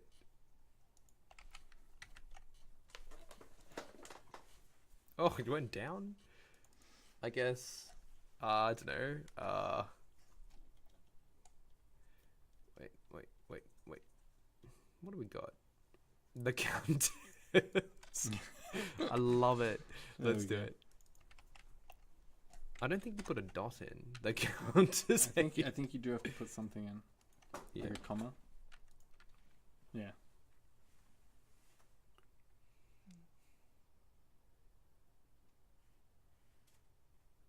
It suffers from the gender bias to get female specific. There we go, the Countess. That is female specific. All right. Well, This kind of brings up a good point. It's really hard to tell what the neural network is doing because a neural network is taking all of the input values and producing an output from that, and it's creating these interconnections between the input values. So, like we tried fair at the beginning, where if you pay more, you survive, but that's also in relation to all of the other inputs. If you change the other inputs, fair might not be as prevalent. So it's really hard to kind of adjust and test and see what works and what doesn't because they're all correlated together, kind of. Bunker up with Rose. Rose has a better chance than Aiden, but Aiden's a countess. What? Not as simple as just weighing different stats, I guess. Yeah. I mean, there's a big problem with neural networks with actually explainability. So, for instance, I've done a bit of work with the hospital. Now, in medicine, you have to have explainability. So I did ECG prediction with Aiden actually, predicting normal and abnormal sinus rhythms, and we can't tell them why it's finding that. We can just say it predicts it's normal, it predicts it's abnormal. Why? We don't know. So that's kind of a big problem with neural networks, and there is a lot of research being done, and there's a few good libraries that actually do give you some explainability, but they're not great. So they do okay. They give you like a rough idea, but they still get things wrong because it's just one of those things where you're optimizing it and it's kind of learning on its own without your input. So it's hard to tell what it's predicting and why it's predicting things. So if you wanted to find, basically it's too many factors in the relationship. Yeah. There's too many weights. There's too many factors. You know, what is weight in hidden layer 4 doing in your neural network? Who knows? It's just decided that if you change the weight in that way, you get a lower error value. That's all it's saying. Once again, it's this, right? Yeah, your decision boundary. So it's this with not just like a two-dimensional But problem, even like to generate, problem. that decision boundary, you have to put in every possible value in order to see where the boundaries are. And that's not feasible too. This is like a demonstration, right? Yeah. It's not a realistic. Yeah, if you want to find where those boundaries are, you need to Actually, trust every step. can I bring up something? You definitely can. I will give you your chair. Oop, I just touched the microphone. That's a big streaming no-no. I'm sorry. Sorry for anyone with headphones on. Okay, if you want to have a look at TensorFlow, what's it called? My turn. Playground. Cool. Okay, this is really awesome, and kind of gives you a better intuitive idea. You about- can't break it. We promise. I'll see about that. So this is a neural network in your browser, and you've got your hidden layers. You've got your input nodes, which is x1, x2. These are your features, and you're trying to predict this, what's the word? These are your labels plotted in 2D space, right? So you're trying to create a decision boundary to keep. I'm going blank on things. Trying to create a decision boundary around this circle. Cluster. Yeah. Yeah, you're trying to find the clusters, and let's just run it. So that's what you're trying to do. And so this is kind of saying, well, this is a non-linear approximator for this problem. And so you can kind of choose more complex problems. Like, this is a lot harder. Like, how do you create even if you run that, it's not going to do too well because it's trying to create these boundaries, but your labeled data is all over the place. So what you can do is add extra features. You might want to square your inputs. They're talking about like, Call could you Adam. train a neural network to analyze the results of several neural networks and like use that to try and explain the results? And then like, how about a program to analyze all the weights and connections and why it's preferred? Just call Adam. He's in there with his knobs. call He's like, Adam. oh. He knows what's going on. So you can see here it's doing a little bit better now because I've added more inputs. I've calculated the sign of that value. I've added them together. I've squared them. I've done all sorts of kind of data manipulation before inputting it into the neural network to make better predictions. If we want to add more hidden layers, hidden neurons, and what you're seeing here at each hidden layer is sort of what that node contains. So you can see the sort of non-linear aspect to it. It's kind of merging and shaping the data as it's going through. So if we run it here, let's see how it does. Just throw layers at it, throw nodes. Just connect everything. Yeah. So this is what makes neural networks so powerful. This is a very complex problem. You can't do this with a linear regression. You can't do this with most traditional techniques. Look at it go. Can't do this with a k-means clustering it's algorithm. wigging out, but You it's have to getting have there. a neural network with Look, layers. it's getting there. Wow. It's trying. I didn't think it would. No, if those bits connect up, Yeah. You can see here that That's you've got these like interesting areas where it's kind of they've found a gap and it's just going, oh well, anything in this gap is a blue. It's like, well, you wouldn't be right. You would expect it to be an orange, so it's not perfect. Mm-hmm. But there is a way where you can get it perfect if you just play around with it. Let's just max it out, shall we? More hidden layers. I don't really know what the additional output layers are doing. Oh no, okay, I know what these are doing. Don't worry. This is another layer. It's going to take ages to run, I bet you. And the back end of this would be all TensorFlow because Google made TensorFlow. Ooh, Oh, it's getting there. It's like it's getting pretty good. And it's got it's done now. it's Yeah. It's good enough, right, guys? it's close enough. I mean, Yeah, it's still technically changing. It's getting see, this is a situation where it's probably landed in a local. it just wigged out. Come on, It was like, nope, that last solution just wasn't gonna happen. hey, that's pretty good. I'd give it that. That's basically done right there. yeah. Because for I mean, those values, There's areas. See, this is okay. This is overfitting though, because you can see here this orange part. it's like, what interface is this? I tuned out When for a did we while and change came from back Jupyter and like, Notebook what? to- This is a playground for TensorFlow. So Just it's type like in TensorFlow Playground or playground.tensorflow.org. It's Yeah. kind of like a good way to gain an intuition about what the neural network's doing. And here, so this is overfitting. See this orange part here? I'm pointing at the screen. You guys can't see me pointing. This orange bit Point here, with the mouse. you would if it was general enough, it would fill that part in blue because it's seeing the pattern. The blue is kind of going in that direction, but it's filled it in with orange. It's getting too specific about the data. And so when you show it something new, it'll probably do pretty bad. If you show it some new data out here, well, it's going to mislabel it. Same with here. Here, it's got problems to it. So you don't want to train it for too long. You don't want to make it too specific. You want it to kind of just be a bit general. Generalize it as much as possible. So we're getting there. But yeah, have a play with this. I played around with this ages ago and just kind of sat there and just tried different things. You can kind of gain an intuition about what's going on. Add some noise to your data, so make it a little bit crazier. Yeah, well, that one's an easy one. Oh, good work. Really? Wow. You did really well. Congratulations. 10 out of 10. This one's a bit more complicated. Oh, okay, never mind. No, it's not. This is like instant. I know I what's put going like 3 easy cases and one just like. on. Yeah. One's just like God mode. It's like, well, that escalated quickly. But this might be something... this wouldn't be realistic, though. I couldn't imagine any data being like a spiral pattern like that. So many things to learn. I don't have enough time. Yeah, and in 3 months, it'll all be different. Yeah, I've been doing this for... Geez, how long have I been doing this? Too long. No, not too long. Need to do it longer. I've been doing it for about 2 years now, and it's my job as well as what I do at uni, and I'll be doing research next year on it. I still feel like I know nothing, so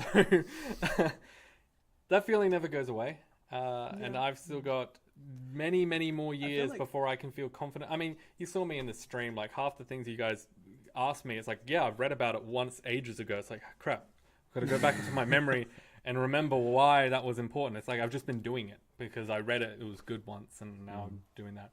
There's too much involved, and it's too complex to know like everything, because you've got reinforcement learning, you've got convolutional nets, recurrent nets, residual networks, a whole bunch of stuff. The more you know, the more you realize the less you know relative to everything you have to know. Yeah, And yeah. so, Imposter syndrome is very real. Yeah.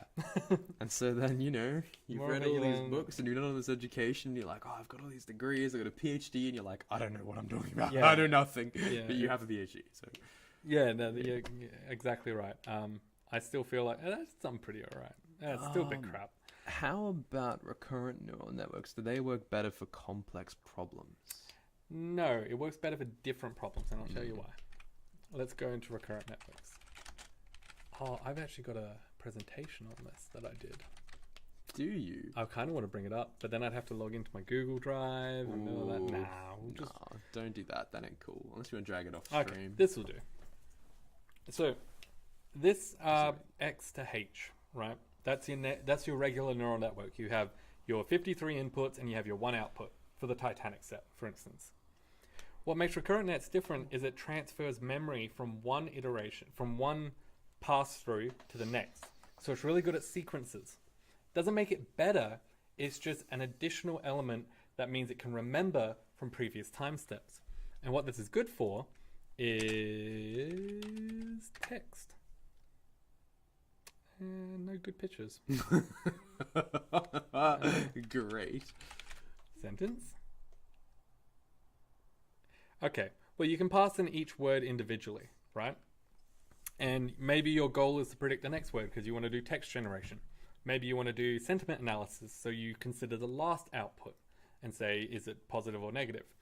But the goal of it is it can take in a stream of information, a sequence of data, and interpret that. So that's what recurrent networks are good. It's not better, it's different. And it's really just expanding on the basic foundation of a regular neural network. If you're interested in convolutional networks, they, I reckon they're a bit more complex than recurrent nets. But what they do, kind of, is if you have an image, so if you have structural data, like an image where you've got, a pixel, 28 by 28 pixel image, you window across that image and you take features, you're extracting features from the image and using that to pass into your neural network. And all the features that it gets from your image, like this could be like the edge of a nose, edge of an eye, if you're detecting faces. All the features that it's getting, it's learning. It's changing the weights in that convolutional window in order to better extract the relevant features. So that's what convolution, not better, just better at images. We have a good. Recurrent networks are not better at, in general, they're just better at sequences. There we go. We have a good question here. How useful is a neural network for dealing with real-time problems? Can I have an example? So, like finding lines in video feed or something. Oh, great. Yeah. So that's where you'd actually combine a convolution and a recurrent net. You'd have a convolution look at the image, the frame of the video, pass it through a recurrent net so it remembers the previous frames, and then produce an output. So each frame you could run it, and yeah. Basically, So, I would say with that, like game AI or something. Game AI. I'd say if you're doing forward propagation, it's a hell of a lot more efficient than sort of backward propagation. Yeah, the the training is takes a what's long intensive. time. Yeah, So you can run real time convolutional net. Now, game AI. Let's talk about game AI because that was a really cool video came out today. Oh, these are pictures of YouTube. Whoops. Just in case you didn't know what the logo looked like. So we're watching YouTube videos on a Twitch stream. Okay. Rian. Watch videos. Let's just go to DeepMind and look at walking. This is my favorite video. I I love love it. this. This is I love this so much. We're gonna go with this one. Okay. Maybe don't do the sound. I don't think there's much sound in this anyway. Okay, so what this is very similar to game AI. So reinforcement learning is about if there's a goal. So we're comparing a label to what our output was in after each iteration. But let's say your goal was in the future. You don't know what your label is until later on. And so in the idea of movement, like body movement, if you're trying to get from one location to the next location, what sequence of actions take you to that location? And so they tried to do this with running. So this is a neural network that's learnt based on its environment to adjust itself to run better. And it's just great. Look at him go. Isn't he elegant? That's fucking stuffed it up. Right. And so you could also use this. They're trying to do this for StarCraft 2. They're trying to do this for other games where it's trying to... A neural network's looking at the environment, making an action, and then accumulating all the actions and seeing what got to its end goal. And its end goal might be beating the other player or killing some Marines or something. So reinforcement learning is what you want to look at. Reinforcement learning doesn't change the architecture of the neural network. What it changes is the cost function that you calculate. So you're now calculating a cost function based on a sequence of actions.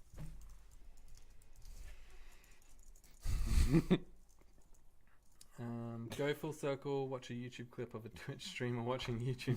Yeah, well, this will be up on YouTube, tonight, so you totally could do that. Game AI, just making sure. If it's trained, the execution is fast. Yeah, really fast. The running is mesmerizing. Okay, I'm gonna skip ahead to my favorite part. Yeah, look at him go.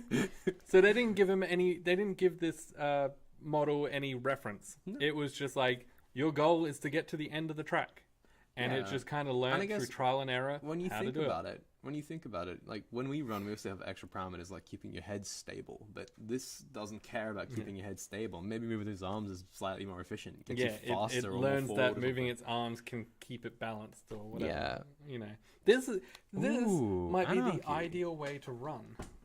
This might be the ideal way to run, and we've been doing it all wrong. We should be accepting, or not that. Look at Anarchy. Well, Anarchy, I think that depends on how accurately you're modeling the human body. But there was there was one that came out. I think it was about yesterday, and it's called Deep Mimic. can just be like he's standing sideways. Because Yes. Whatever. Okay. You see it, and he's happy because he's an This anarchist. is- And he's this like is- everybody is dying. So this is the same sort of idea, but learnt from reference data. So you can see it's like it's shown people what a kick flick looks like, and then it's given its goal where you have to kick this ball, and it's sort of learned how to do it. Now what's interesting is later dancing dragons. There was a really good part of it where it showed what it looks like without a reference. And this was on Reddit before. If you go on the machine learning subreddit, this was on Reddit. Is it in this video? Hang on, maybe it's at the end. Walking. Yep. Okay, it's not in that video. Let me find it. I'm gonna find it. It was really good. Supplementary video. Okay, this is showing it like without using a reference, just falling over. Skills. Balancing. So you can see how this would be beneficial for game development, because you could be like, well, I need a character to run depending on what the user inputs.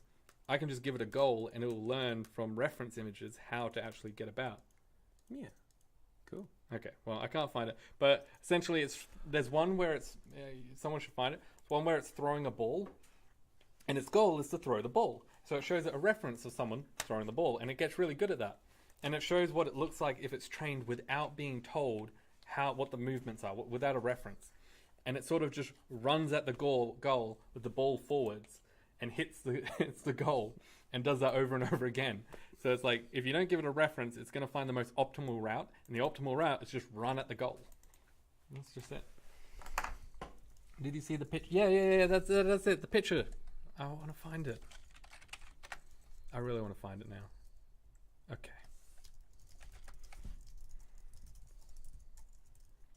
Maybe we should look on Reddit. It was like a GIF. It was great. Oh, okay, that's Deep Mimics. Or was it in Programmer Humor? I think it was in Programmer Humor.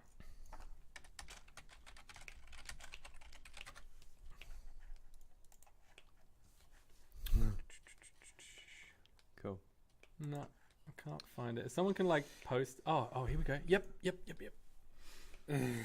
Okay.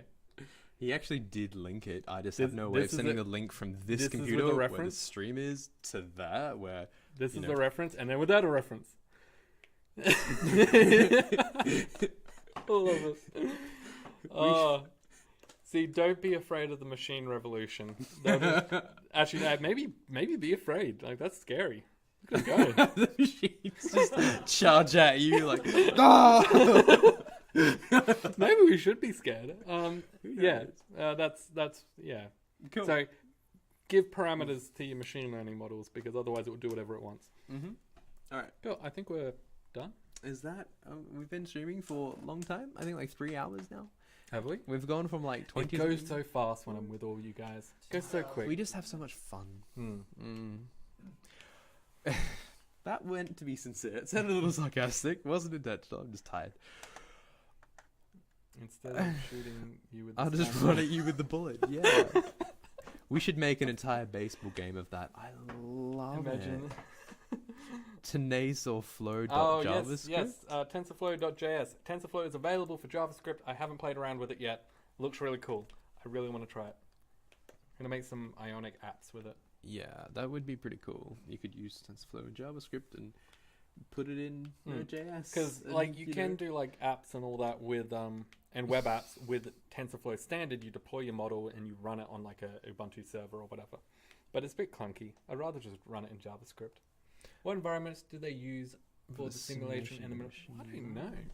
There is another good machine learning library. It only came out yesterday. I didn't really look into it. The Microsoft one, the Microsoft Cognition Toolkit, MCTK. Yeah. I haven't really played around with it, but I hear that where Well- TensorFlow breaks down is when you try and distribute it across multiple GPUs or over like several servers. It starts to only become like 70% efficient, whereas the Microsoft Cognition Toolkit is up like 90%. It's like a bit better, but then TensorFlow updates itself like every day. You know and what it's it like, is? It's hard to keep up. It's so. it's AWS and Microsoft being terrified and partnering up and creating Gluon. So no, that's what they Being did. terrified, they're like, They- Google's They winning. did because Google probably is going to win. okay. Okay. Let's be real. Amazon and Google are competing with cloud services. Google had a monopoly over machine learning. Well, like not monopoly, but like a really A monopoly. good system for TensorFlow. So TensorFlow was really easy to deploy on Google Cloud, train your models in the cloud. It was great. And then AWS had their own kind of like clunky machine learning toolkit, and everyone was like, eh. So Microsoft came along and said, well, we don't really have a good cloud service. Like we go, yeah, ours is average. They didn't say that. They were like, "Ours is Yeah, they amazing." would have in a boardroom. AWS was like, well, we got a really good cloud service, but our machine learning framework's a bit meh. So they're like, why don't we work together? And then they created Gluon. And Gluon is actually pretty good. Gluon tutorials. They have like the best tutorial page I've ever seen. The straight dope. I like. it. Yeah, it's called the straight dope. Okay, look how cool this is because you can go from introduction, it goes through linear algebra, it goes through backpropagation, and then it goes through like, look at all this. This is all the different types of deep recurrent neural networks, convolutional nets, recurrent nets. You get some really advanced stuff. Now you look at TensorFlow's tutorials, it's like, do MNIST. Do MNIST for 400th time. You want to do like generating images, do MNIST. So Gluon's got the best tutorial web page I've ever seen.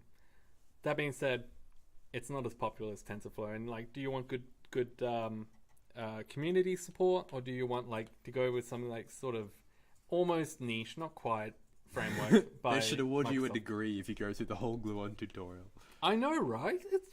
It's great. If you finish it, you Like sit I exam, have my get a opinions certificate. on Gluon. I don't think it's like it's a little bit clunky to use. I feel I could be wrong. Like I haven't looked at it properly, but it just feels like it's more code. And then again, it is really easy to put dropout in. And that was one thing we didn't want to do today because TensorFlow took too long. It might be good. I'm just biased. Mm-hmm. CNTK is more niche. Well, I'm pretty sure CNTK got merged into Gluon. Yeah. Largely. I don't even I know think if I it's think a Gluon thing runs on top of CNTK. I'm sure. You can still get CMTK though.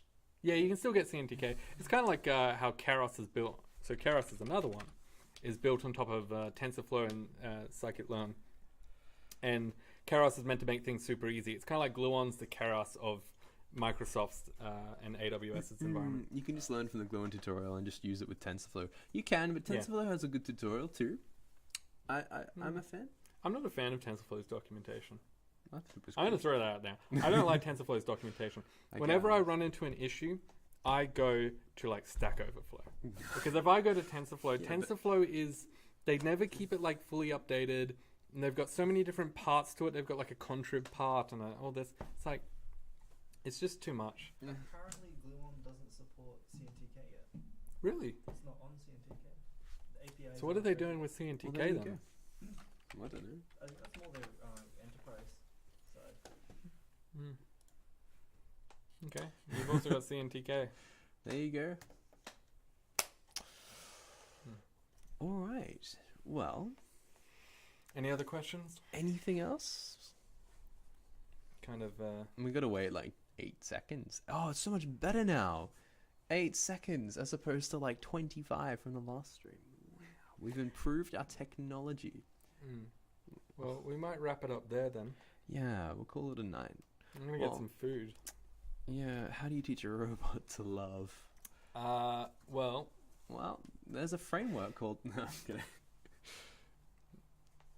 how do you teach a robot to love? You show it examples of emotion. Yep.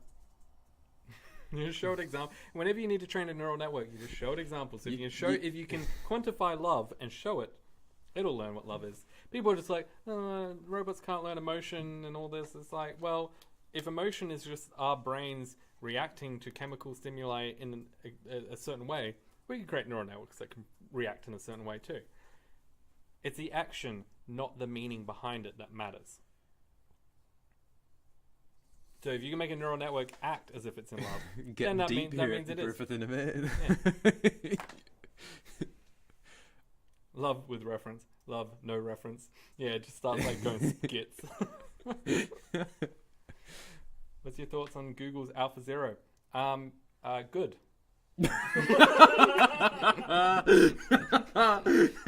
Okay. Yeah, no, that's reinforcement learning using a Now tree. it's philosophy. It uses a tree search algorithm to section off different parts of the board, and then uses a classification neural network to predict where it should put the tile. What's it called? The circle, the pebble. Where to put the pebble. And it uses reinforcement learning because the goal is in the future. So the goal is that you win. So it has to place the pebble in the right spot. That was done. So AlphaZero was done without reference, which was really interesting because you saw how strange a game with a neural network without a reference is. Mm-hmm. And so they didn't use a reference for AlphaZero, and it still performed really well, which is really interesting. Now it's philosophy. Yeah, of course it's philosophy. Yeah, we always get deep. Deep. Keeping it real on the Gold Coast. All right. Any last question? Time for PUBG. Yeah, Aiden, you ready for some PUBG? I'm ready for PUBG. I think it's PUBG time. Yeah, it is. That's off stream. Although we could do Griffith Innovate PUBG I'm down. nights. Yeah, I'm down. I'm down for a PUBG I could do stream it. sometime. Can you make a PUBG bot? Well, we could. Yeah. So Should we? you go is the to question. you go to a gaming lounge in China and you ask the guy there, "Do you have the cheats?" And then they give you the cheats. That's how you create a bot for PUBG. You just go and ask for it. Yes. Apparently, there's several. Too much swearing. Well, how about What? you stuff off? Yeah, Ed. Step off. I'll stream snipe. We could be the next Shroud. Feels good, man. Host your own PUBG stream. We're getting a following. Yeah, I like it. Okay. All right. I'm done. All right. I'm thinking. Yeah. It was a pleasure being was with you all today or tonight. Wonderful to stream. Thank you with for all. all the new people. Thank you for the people who came back. Hope you learned something. Hope it was useful. These will stay up on the stream. They'll also stay up on YouTube. So if you're tuning in from YouTube, hi. Someone highlight the clip where someone said that being in a room full of a bunch of knobs is like Yeah, that was great. That's the That highlight. was the of highlight of this stream by far. And it wasn't worries, us. we It was someone commenting. Yeah, I know it was someone commenting. Thanks for the rundown. You're welcome. Yeah. You're welcome. Okay, I'm gonna stop in 3. You ready? Bye. Bye. Bye.